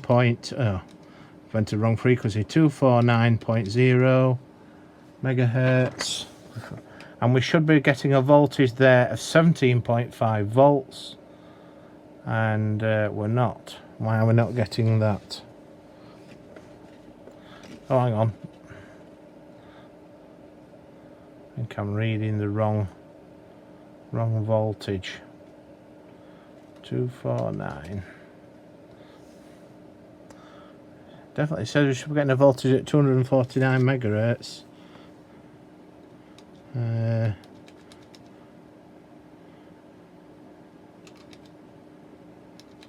Just try see if I've measured it right.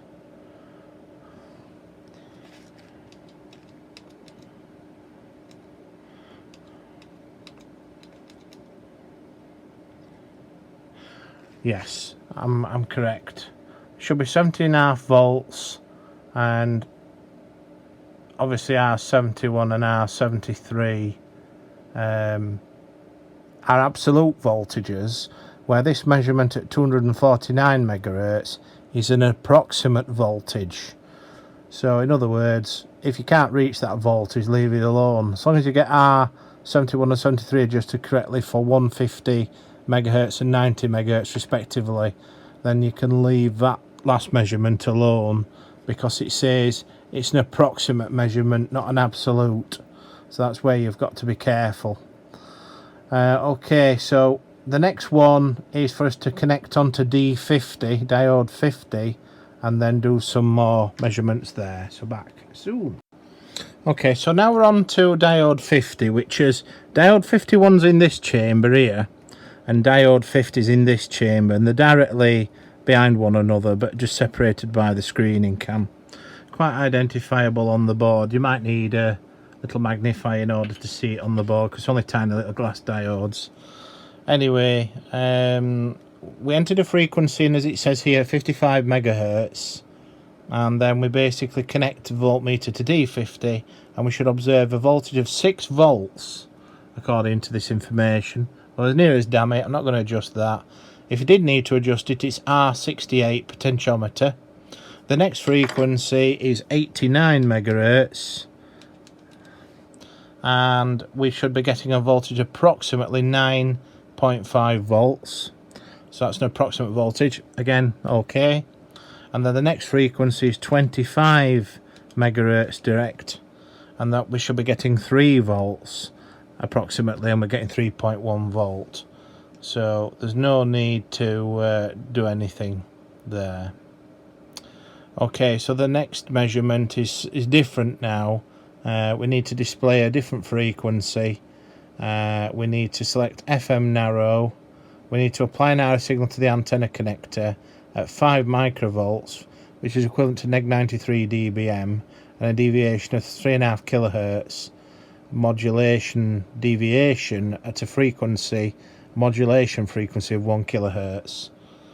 And then we need to adjust a load of inductors and use the front panel meter as well. So yeah, right, let's have a look at that. Okay, so the next measurement is to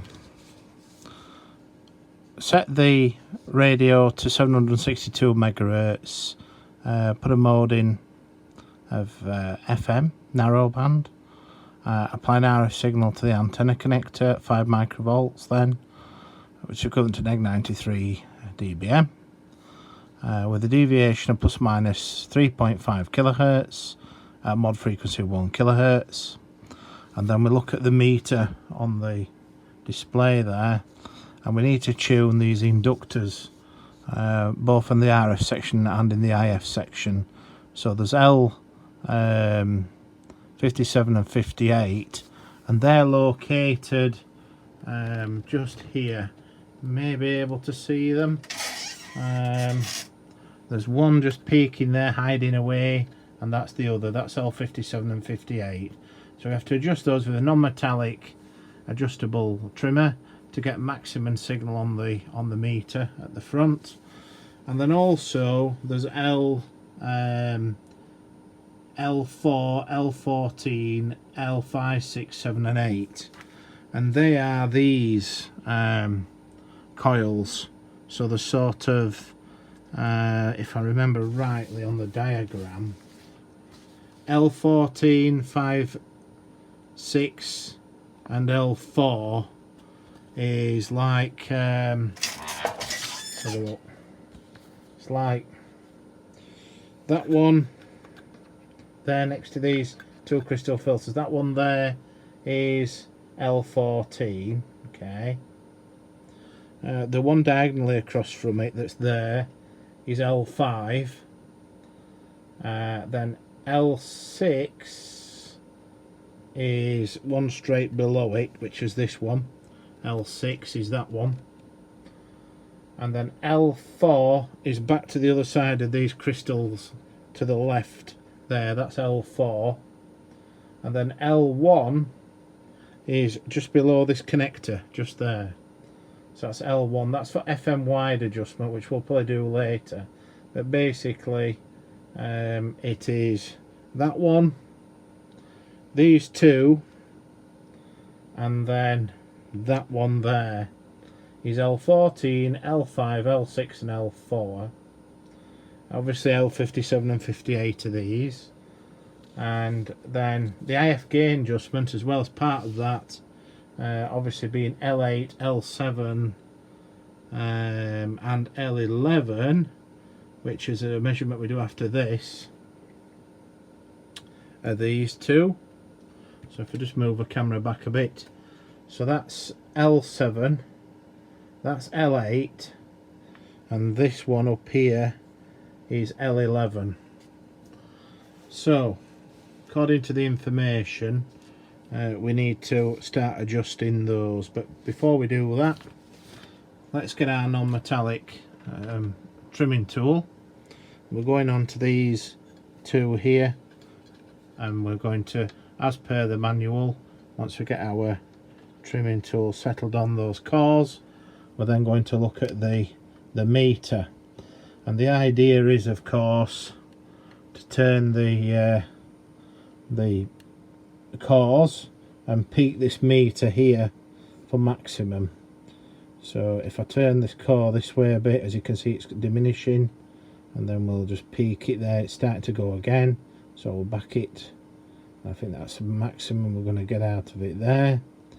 Then we'll move on to the next coil, which is just hiding down there, L5758, and then we'll do the same there. So that's diminishing, going that way. That's peaking there and then diminishing, going that way. So we'll just wind it back a bit and just set the gain there. That's the maximum we're going to get out of that. Then, if you remember, it was this. Now, in order, it did say in the manual, when we read it, it did say, it didn't mention about doing them in order, but it's recommended, I suppose we do, is L14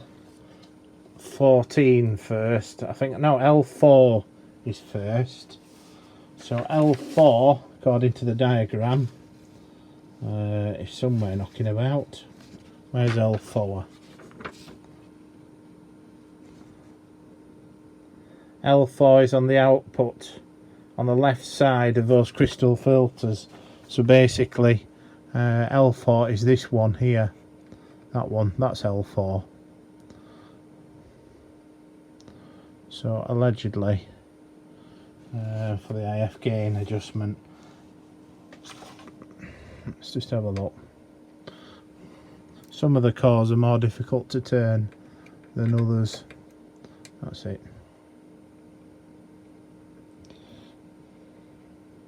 So again, peaking on the meter, peaked it there. Don't think we're going to get any better out of that. I think it's going to be more difficult than you think, actually, trying to get anything more out of that. So yeah, it's diminishing there, climbing up, about there's the maximum we're going to get out of that. Then it suggests adjusting L14, and L14 is L14 is the other one on this side there. That's L14. Again, peak that for maximum,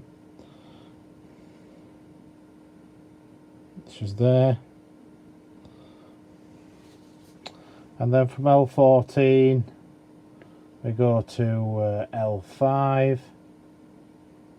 think that's L5, just check. Yeah, L5. And then L5 is this one here. That's L5, according to the info I've got. Yeah. So we'll try and peak that as well. Well, I'm just going to get there, yeah, L5. And then after that, I think it said after L5 it was L6, if I'm not mistaken. Yes, L6. So then L6 is this one below it.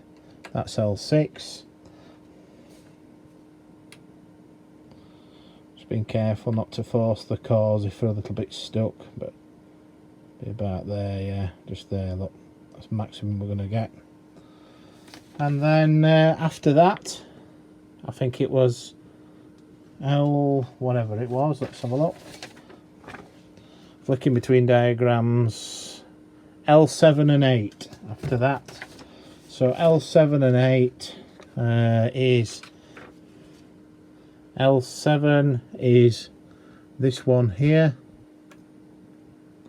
and then 8 is this one just there. So that's L7. Again, try and tune for maximum smoke, and we're getting a bit more there. You see we've got something there, then a bit more there, and then it goes again. So just tune it from maximum, just there, which is there, look. And then the next one is this one. Not really getting much adjustment out of that. That's at the top of the car now. So I'll just zoom in on that signal meter so we can see together, can't we? So that's the car being adjusted one way. So you can see it's starting to diminish, and then we're going up the other way. There seems to be just a sudden peak, but it's yeah, it's as much as we're going to get is there. We're not going to get any more than that there. Okay, so the next one is, that's L7, L7, 8, and then we go to L11. Now L11 is a different measurement. We connect to the rear panel an AC millivolt meter to the external speaker jack with an 8 ohm speaker, and we adjust L11 then for maximum AC voltage. So basically it's because it is in FM narrow, yeah. So L11 is probably the discriminator core for FM narrow, and L11 is this one. Oops, is this one here. That's L11. Right, if I zoom out, what we've got on the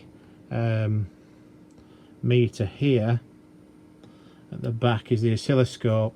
We're connected to a loudspeaker, which if I flick the switch off, just this speaker here, and then on the output of that speaker I've got a connection then to the radio test set on the AF jack just here, that BNC, and then we're reading the AF millivolts there, AF voltage. Obviously it's the volume, so if I adjust the volume control then we can obviously increase its level.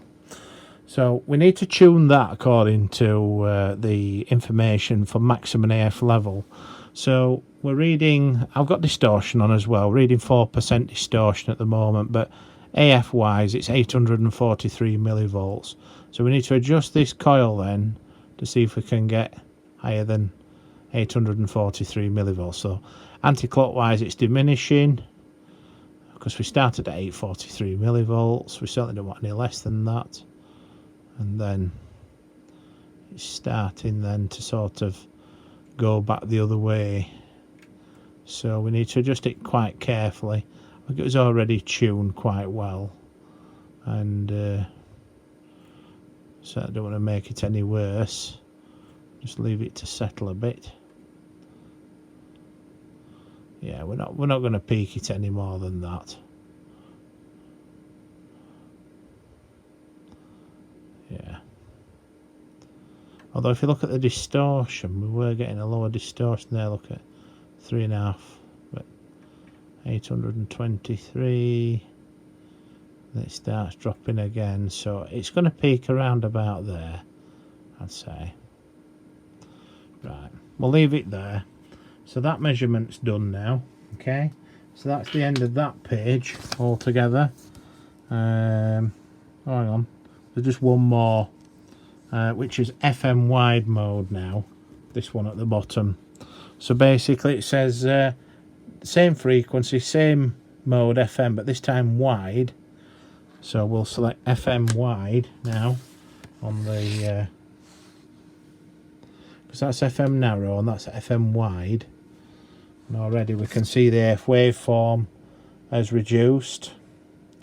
And then same level, -93 or 5 microvolts, this time 3.5 kilohertz deviation still at 1 kilohertz mod. So exactly the same measurement conditions as before, but this time we adjust L1. And if we remember, L1 is sort of just below the connector, which is here. That's L1 there. And then we just need now then to adjust that so that we get a maximum AF level. So if I I'll just increase the volume just so we can see it a little bit better there. So we need to tune that then for maximum with the look of it, and it's not doing much. What does it say in the measurement? Oh, this way we look at the front panel and connect an AC millivolt meter to external speaker jack with 8 ohm speaker, and then we're looking for L11 to adjust it.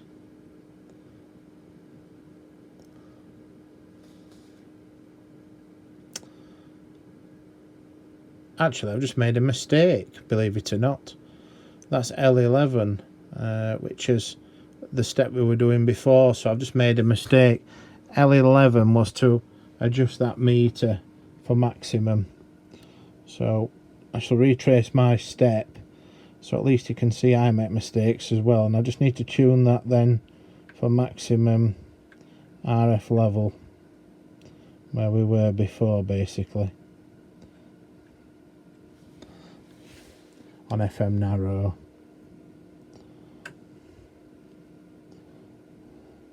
Just peak it.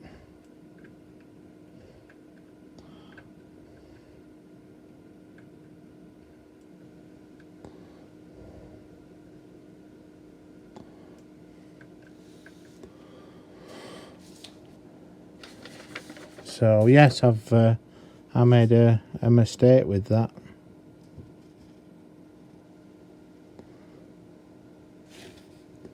I did.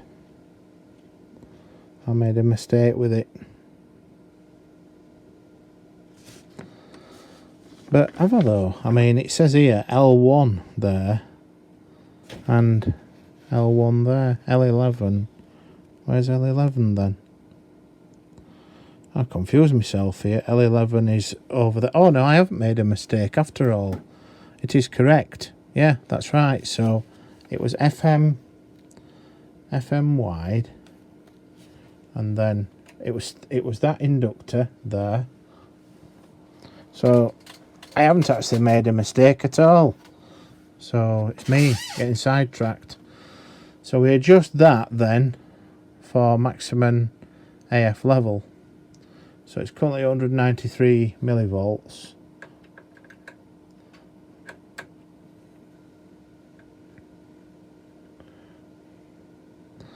And it says front panel meter, and then we adjust that for maximum. That's correct.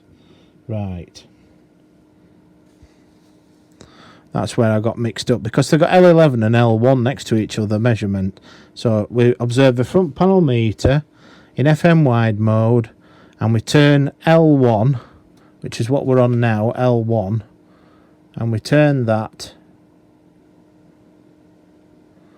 until we get the maximum signal on the meter. So it's obviously worse there. Turn it up, keep turning, it's getting worse, so back it back the other way, and we're almost there. Yeah, that's it there. Not get any more than that. So I'm happy with that. So that's that page over and done with after that little bit of confusion. And now we're on to the next section, which is to do with the first IF mixer. So we'll work through that next and sort that out. Back soon. Okay, so we're pleased to know that these are now the final steps of the measurement, which is to calibrate the signal meter. And the final steps that we're going through now, was only about 2 or 3 more steps after this one as part of the S meter calibration. And that's it then. We've reached the end of the alignment. So this alignment says injector frequency at 762 megahertz, which we've got on the display. Set the RF gen to 3.5 kHz deviation with a 1 kHz tone. We need to select FM narrow mode, and then we need to inject a level, an RF level of -10 dBm. So -10 dBm. And then it says that we should observe a meter reading of S9 plus to 60 dB. Well, S9 is here and 60 dB is there. So as you can see, we do have a very good accurate signal level there, as per the instructions. The next thing it says is to keep the same frequency and modulation conditions, but now reduce it to minus 67 dBm. Minus 67 dBm. And then the signal then should read as near as damn it to S9. And if it doesn't read that, then you adjust. Well, first of all, if you can't get the reading of S9 to plus 60 dB, which was the previous step, you adjust R54 on the main unit to adjust that. On this level, which is minus 67 dBm, you're looking for S9, which we've got there, S9, bang on. And it says if that's out of spec, you adjust R51 to adjust that. And then the next level is 1 microvolt. So we go down to 1 microvolt.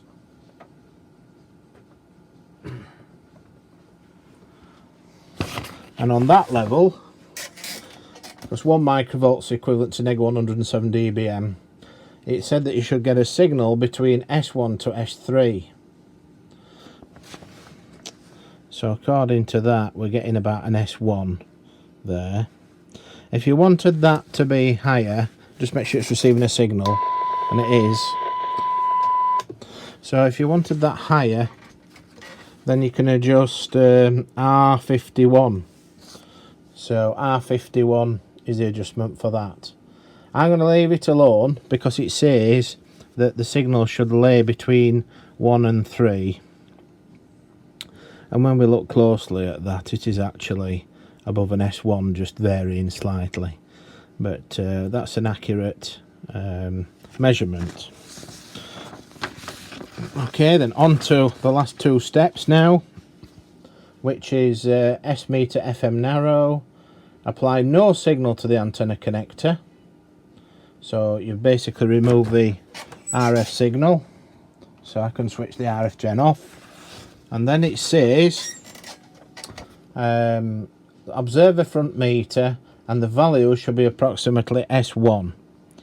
And it said that if it isn't, then you can alter R80, which controls the total gain adjustment. It says, but don't touch this if you can avoid it, because the noise will increase. So it says if a meter indicates more than S1 in step 4, adjust R51 to S1, then follow step 1 again. After completing the above adjustment, adjust R80 to S9 with 0.1 millivolt input. So that's okay, that measurement, there's no problem there, it's reading S1 with no signal. So now we're going to calibrate FM wide.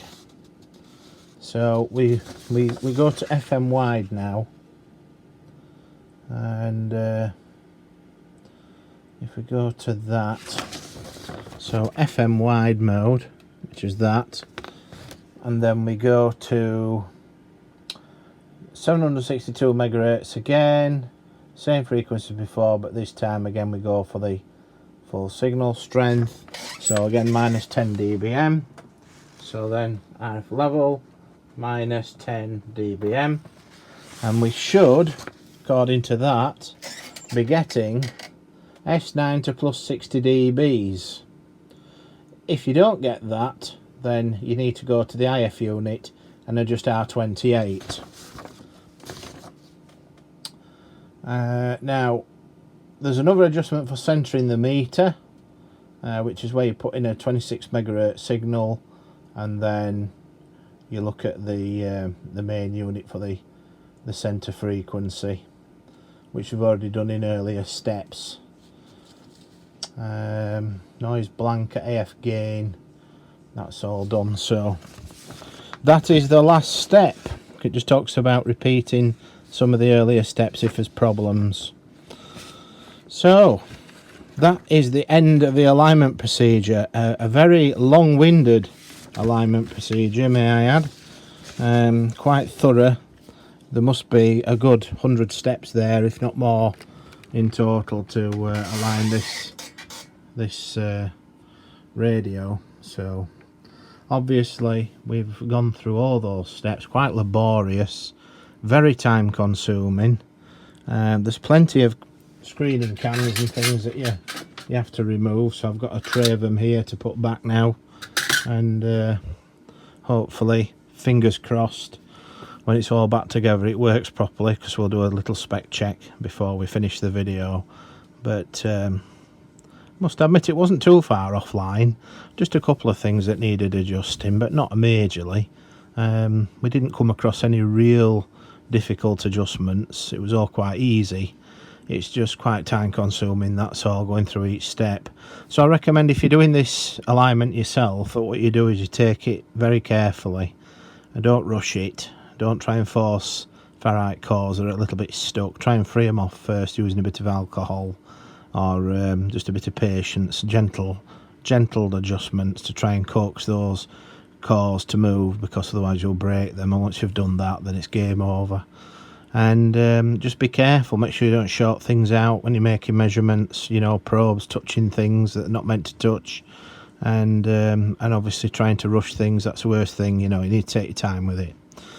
So with that, I think we'll just hand over now to the final spec check, and then we'll call it a day, I think. Back soon.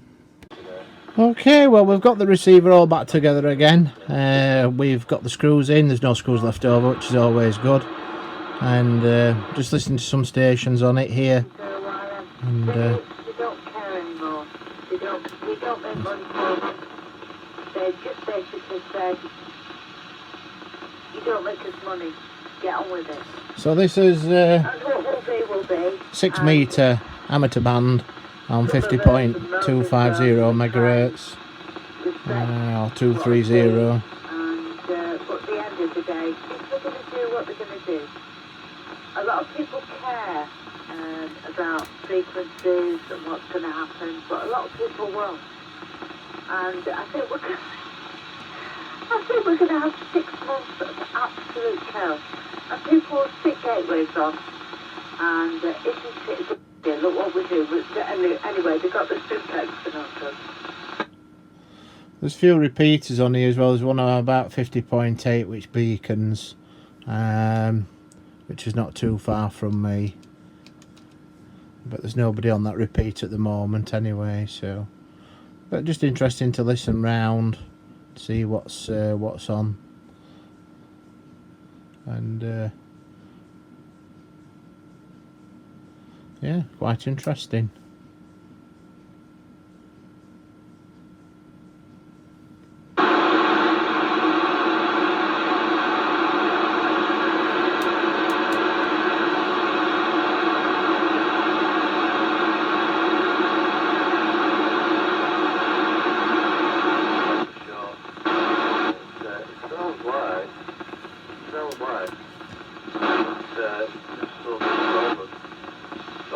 No idea what they're talking about there. But yeah, the title test is the DX Meister. Which one's the DX Meister? 70.4.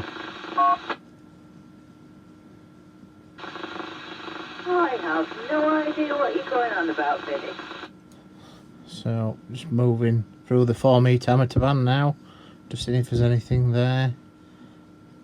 4 metre amateur band here in the UK is quite a narrow band. It's about 70 to 70.9, I think it is, thereabouts, or 70.6 something. It's quite low down, you know, and there's no real traffic on there. It is used quite a lot actually in the night time, a lot, and you can get some significant distance on it. Let's try 145.0 megahertz. And let's have a look, see who's on there. You spray down a piece of metal on a mag mount in-house. Places in Lancashire, but not so much cone. It's literally just at the other side of this hill, but yeah. Right, well, nice to get you. You're 5 and 9 with me, absolutely end scale. I've got my antenna. It's a homemade antenna made out of a scrappy bit of RG58 coax, just dangling down from the top of a 12 metre pole at one of the highest points in Bradford. I don't know if you've ever been over this way, Soil Hill, do you know the place? Sorry I don't. I've just had a look on the map and that is well, it's about what, 5 miles, 10 mile of the draw flight, something like that. Yep, brilliant radio location. You can see for miles around here. It is a bit hazy on the horizon, but you can, on a clear day, you can absolutely see for miles. The furthest contact I've had from here on 2 meters FM was Wales. So fingers crossed I might get another well station in the bag before we pack up and go. Oh, that's fabulous. I need to get out and about for a bit. Now the weather's coming nicer. Anyway, look. So I've got 4 spare now. I need to flatten them off because they come rolled up. But yeah, I picked myself up over the. I think it was yesterday or the day before. The day before I went over to Castleford to have a look over there because I used to work over there. And I picked myself up a cheapo Samsung Tab E, and I think I'm going to flash a new operating system on it because it doesn't have YouTube or anything like that. But yeah, I was just talking to my next door neighbour. Yeah, that's the centre frequency tuning, that as well.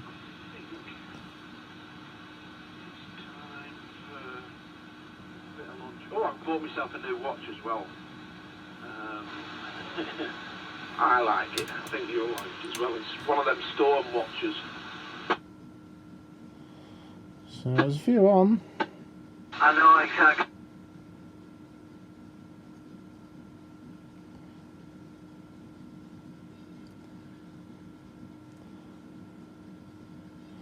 Yeah, 77's band.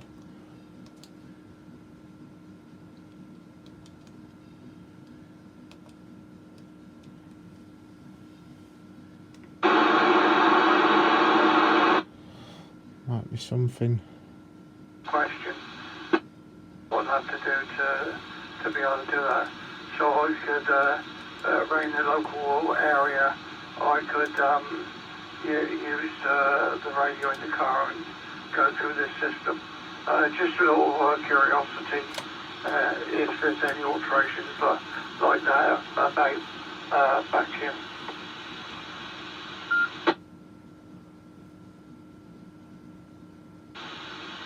GW4SDR, I'm sorry, I've absolutely no idea. Can't answer the question. I've not even looked at the new rules. I've seen some of them and what have you, but I have absolutely no idea. Perhaps Kevin. There's a repeater there that's quite local, but it's not on at the moment.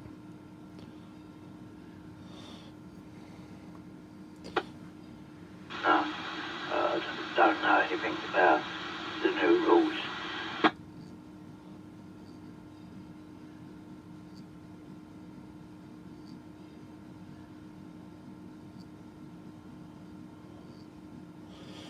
See if there's any more activity on the band there.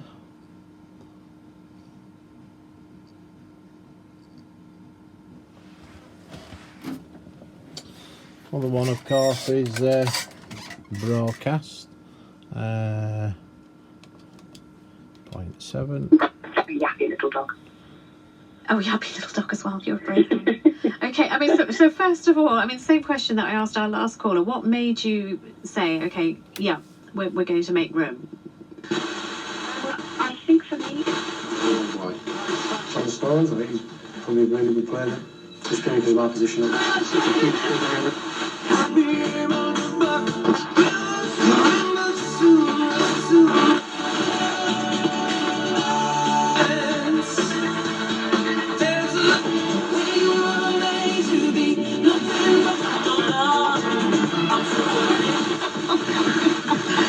you didn't intend to send it to him, so it was technically illegal. Any more?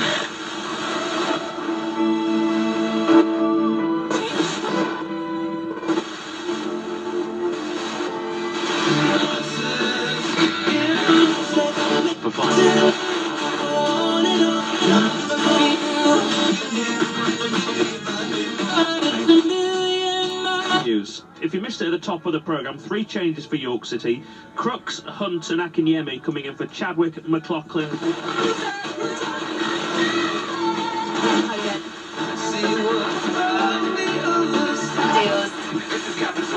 Capital is full of choices, both big and small. Like whether to rent a flat with a garden.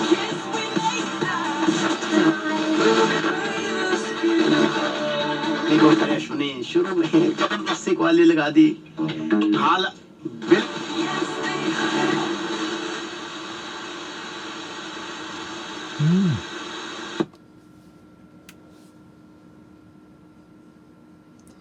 Let's see what we get then on the AM band on the aeronautical then. See if we can hear anything. I think there's a few volmet stations or weather stations down at the lower part of the airband, 108 to 136, and about 118 I think they are. 1417, runway is 32, runway 32, runway condition code 666, try. So various things going on. I don't know if we're picking the aircraft up. Let's have a look, see if we can hear anybody.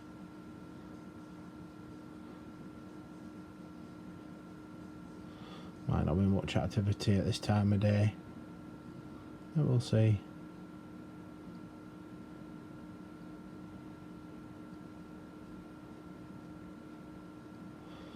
Yeah, you can obviously get the radio to scan as well by 129.750. There's obviously quite a lot to listen to on the aeronautical band. And I think you can get it to scan by doing, I think if you put in like, let's say 110.0, enter, and I think you can program that, scan, start, stop. You can program that to be start or something. Can't remember how you do it now. Oh. Program and then set 110.0, enter. So you set that,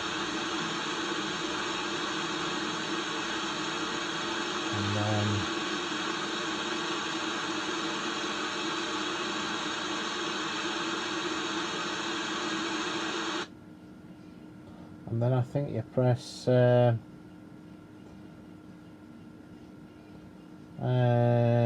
mode, that's it, set, low, and then high.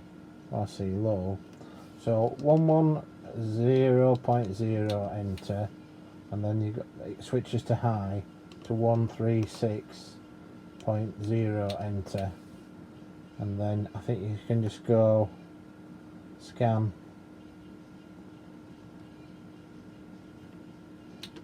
There you are. Now it's scanning. Obviously if it picks the signal up it'll stop. And I think you've got this VSC button here, so you can, I think that stands for voice scanning. You can increase the speed by turning this dial. And it'll carry straight through. There's a delay of 5-10 off, or 5-15 seconds, or infinity. And at the moment we're scanning in 12.5 kHz channel steps, and let's see what it picks up. Be interesting to find out. See if it gets anything. It'll I don't know if it's like stop there.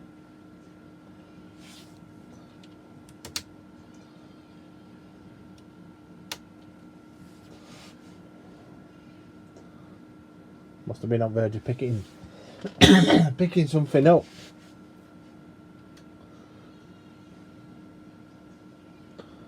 (116 megahertz).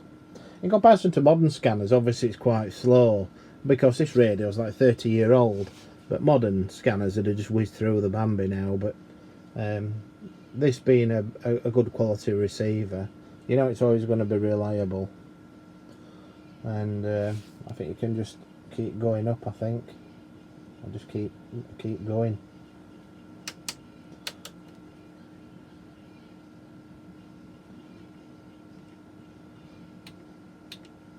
So you've got that idea there of how it works.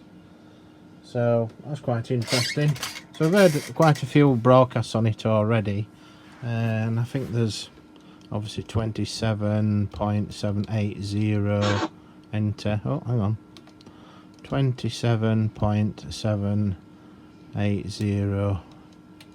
Oops, I don't know. I've messed it up here, haven't I? Made a right mess of this. All right, try again. 27.780 enter.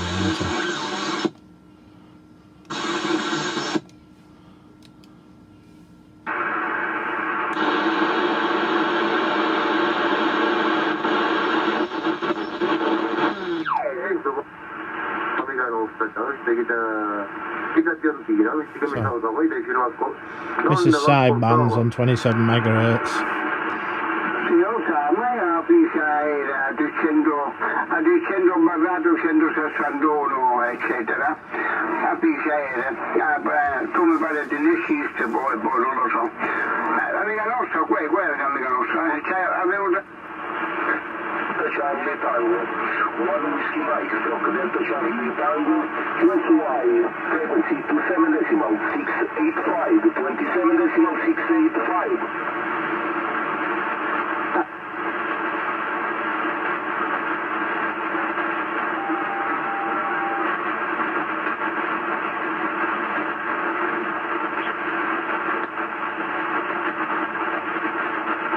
Quite good that, because Picky Station's up on a VHF UHF antenna.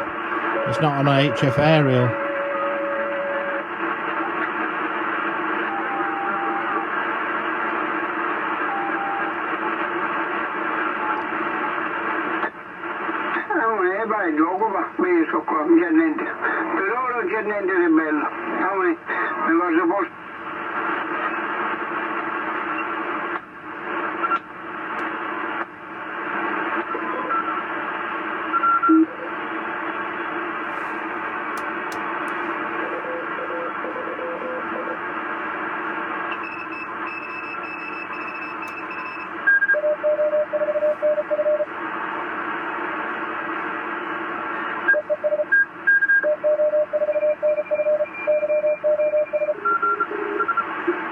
Morse code.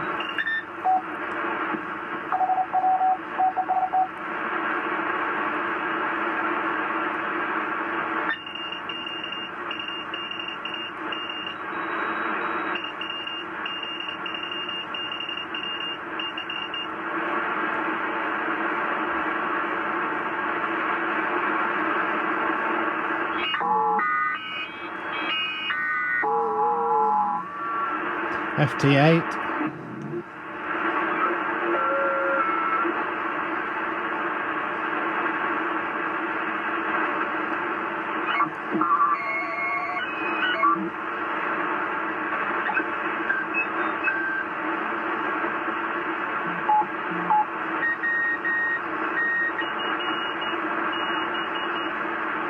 More Morse.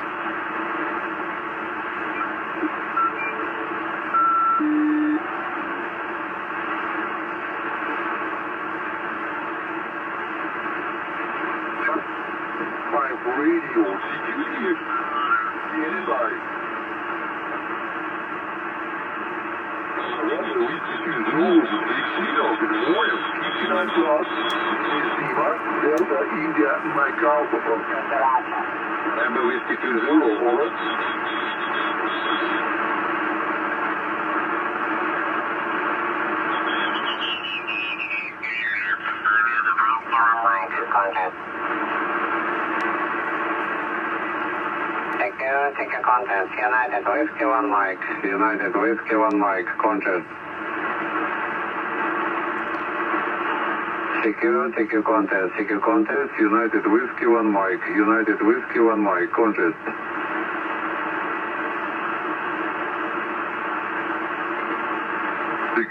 Secure contest, United Whiskey 1 Mike, United Whiskey.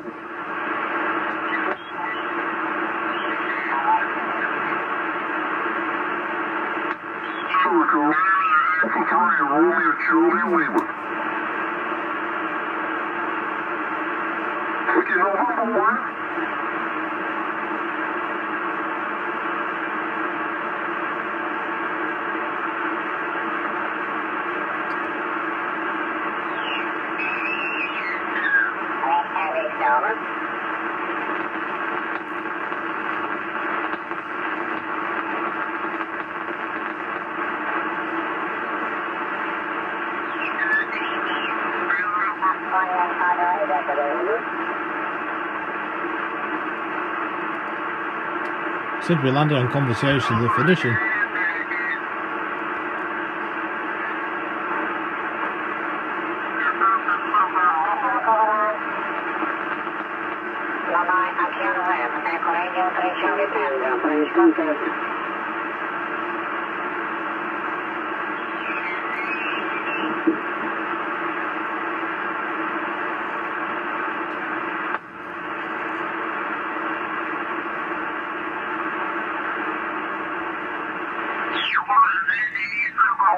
Contest, I like this first contest.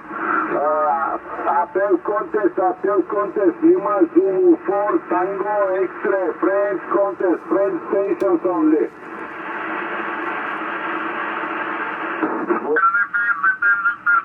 Merci beaucoup, 5-9, 1, 2, 3, 1, 2, 3.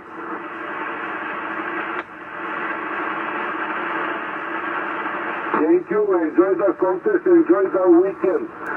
73, bye. Lima Zulu 4, Tango X-ray, appel contest,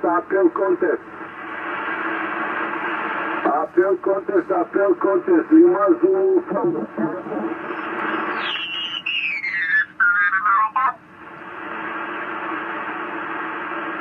Radio Whiskey 1 Alpha, Radio Whiskey 1 America.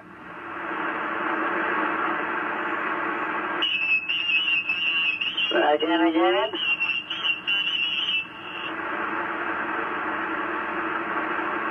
Back, Delta Pam 3, Echo Sugar, Florida, Roger. Hello, Mooney. Back to loss is 57, queue is up.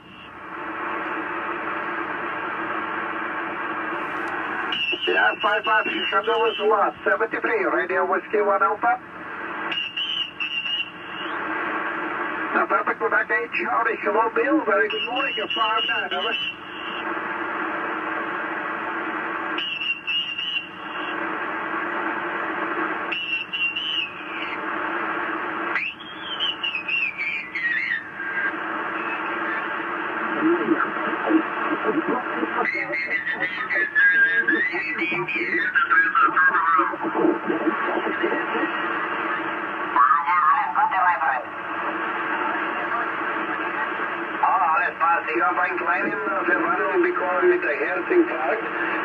Seitdem Punkt 5. Februar mache ich keine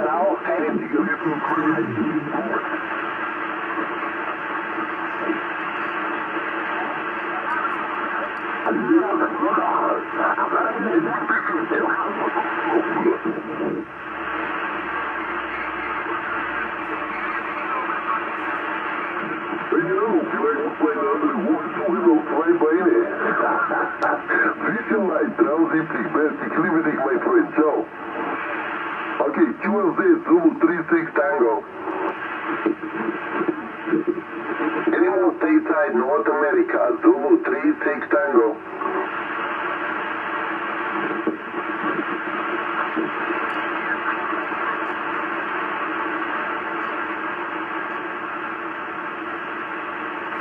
Let's see if we can pick up some FM repeaters on 29.640 or thereabouts.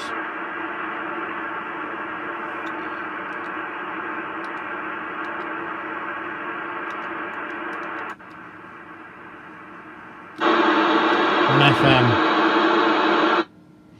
sometimes I get a repeater. There's two, one in New York State, which I think is on this frequency, and then I get another one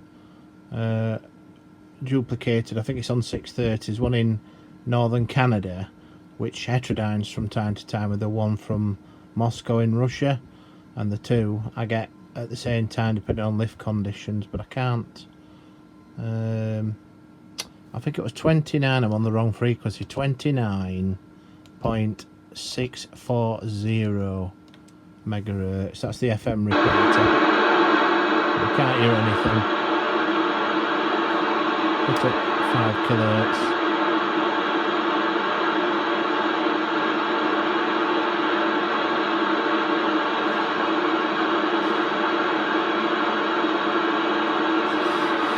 Yeah.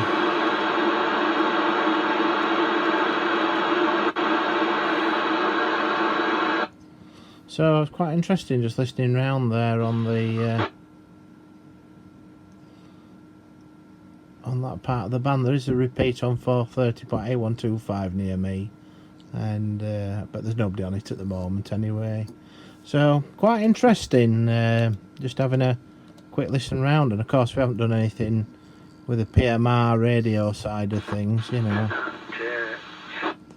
So there's always plenty to listen to, I must admit, you know. And this is just a little flick round the band without without doing anything so much, and just having a listen round, you know, just a general listen. But at least you've seen sort of an overview of a receiver, you know, a general overview, and obviously you know, picking plenty of stations up, there's no problem there. The receiver's quite sensitive. I think it's always nice as well to reflect at the end of the video with a live test of a receiver or transceiver, you know, where technically you're tuning in to broadcast themselves. So that's on Airband 434.875 on AM. So we're picking things up there as well. Some people like listening to Airband, you know. You can pick up all sorts on this. It's so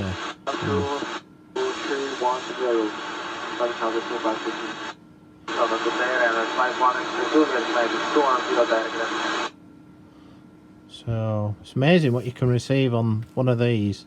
I'll be very surprised.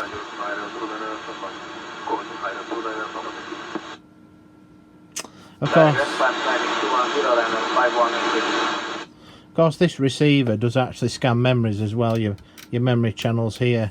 So you could store a channel in memory, and you could just go, I think it's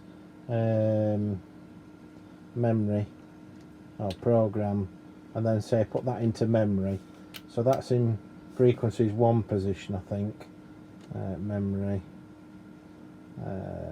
set. And then store it. I think set reset. So then when you go to memory, it's in memory 1's position.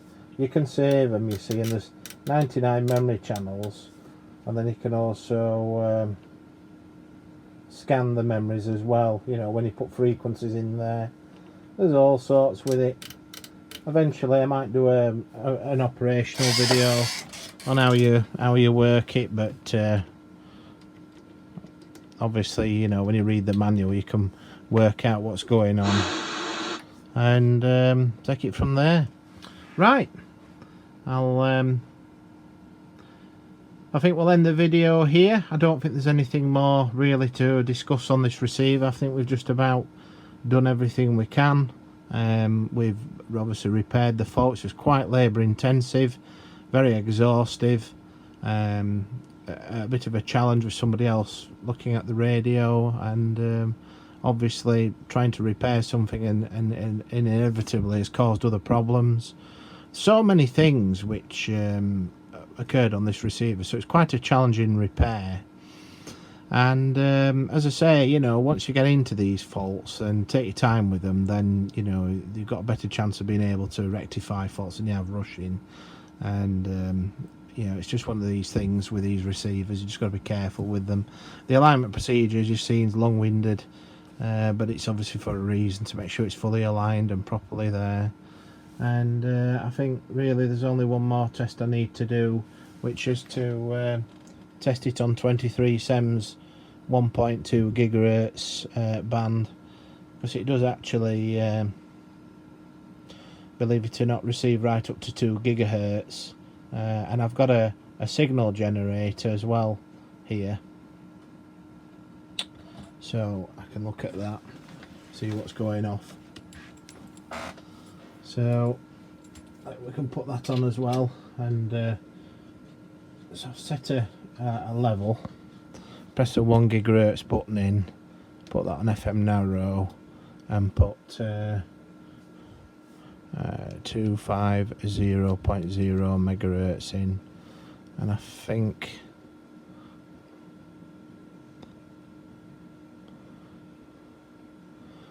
thereabouts.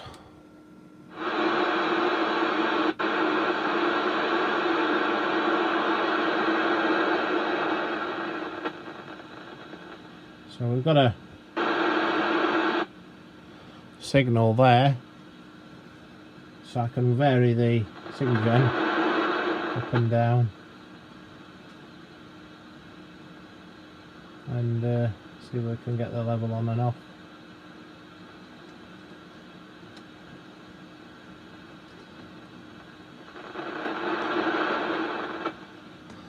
So 1.3 gigahertz, I go back up to the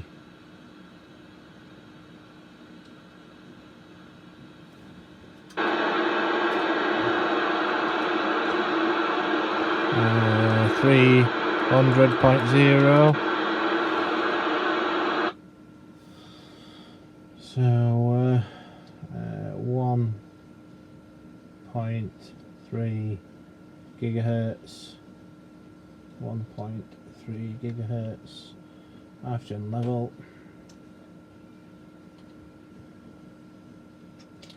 and then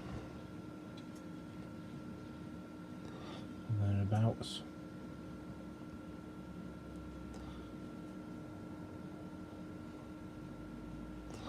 $1,300 megahertz. Not sure if it receives down there.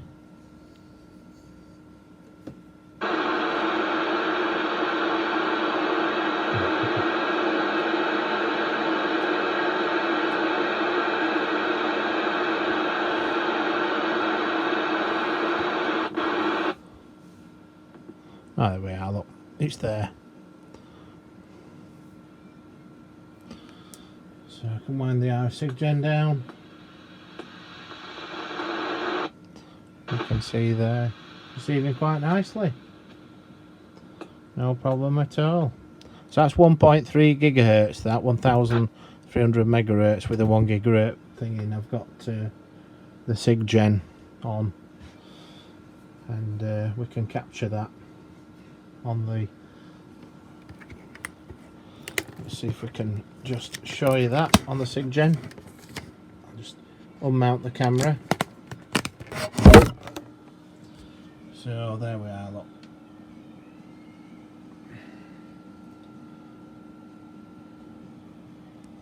So there we are.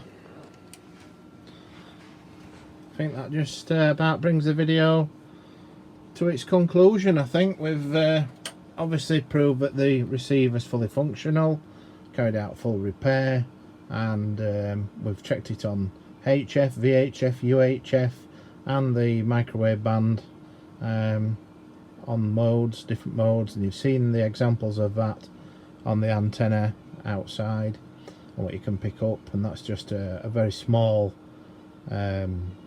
drop, if you like, in the ocean as to the full potential what you can pick up on this type of equipment. So I hope you've enjoyed the video. It's certainly been an interesting repair as this one, and it's always nice, as I say, to end the video with a live test so you can see the kind of thing that you can pick up on these receivers, and we've only just scratched the surface. So with that, I'll bid you goodbye. Thank you very much for watching the video. If you like it, please subscribe. There'll be more repair videos, and thanks once again for watching. see you in the next one. Don't forget to leave comments underneath as well if you want to do that. So bye for now, catch you again.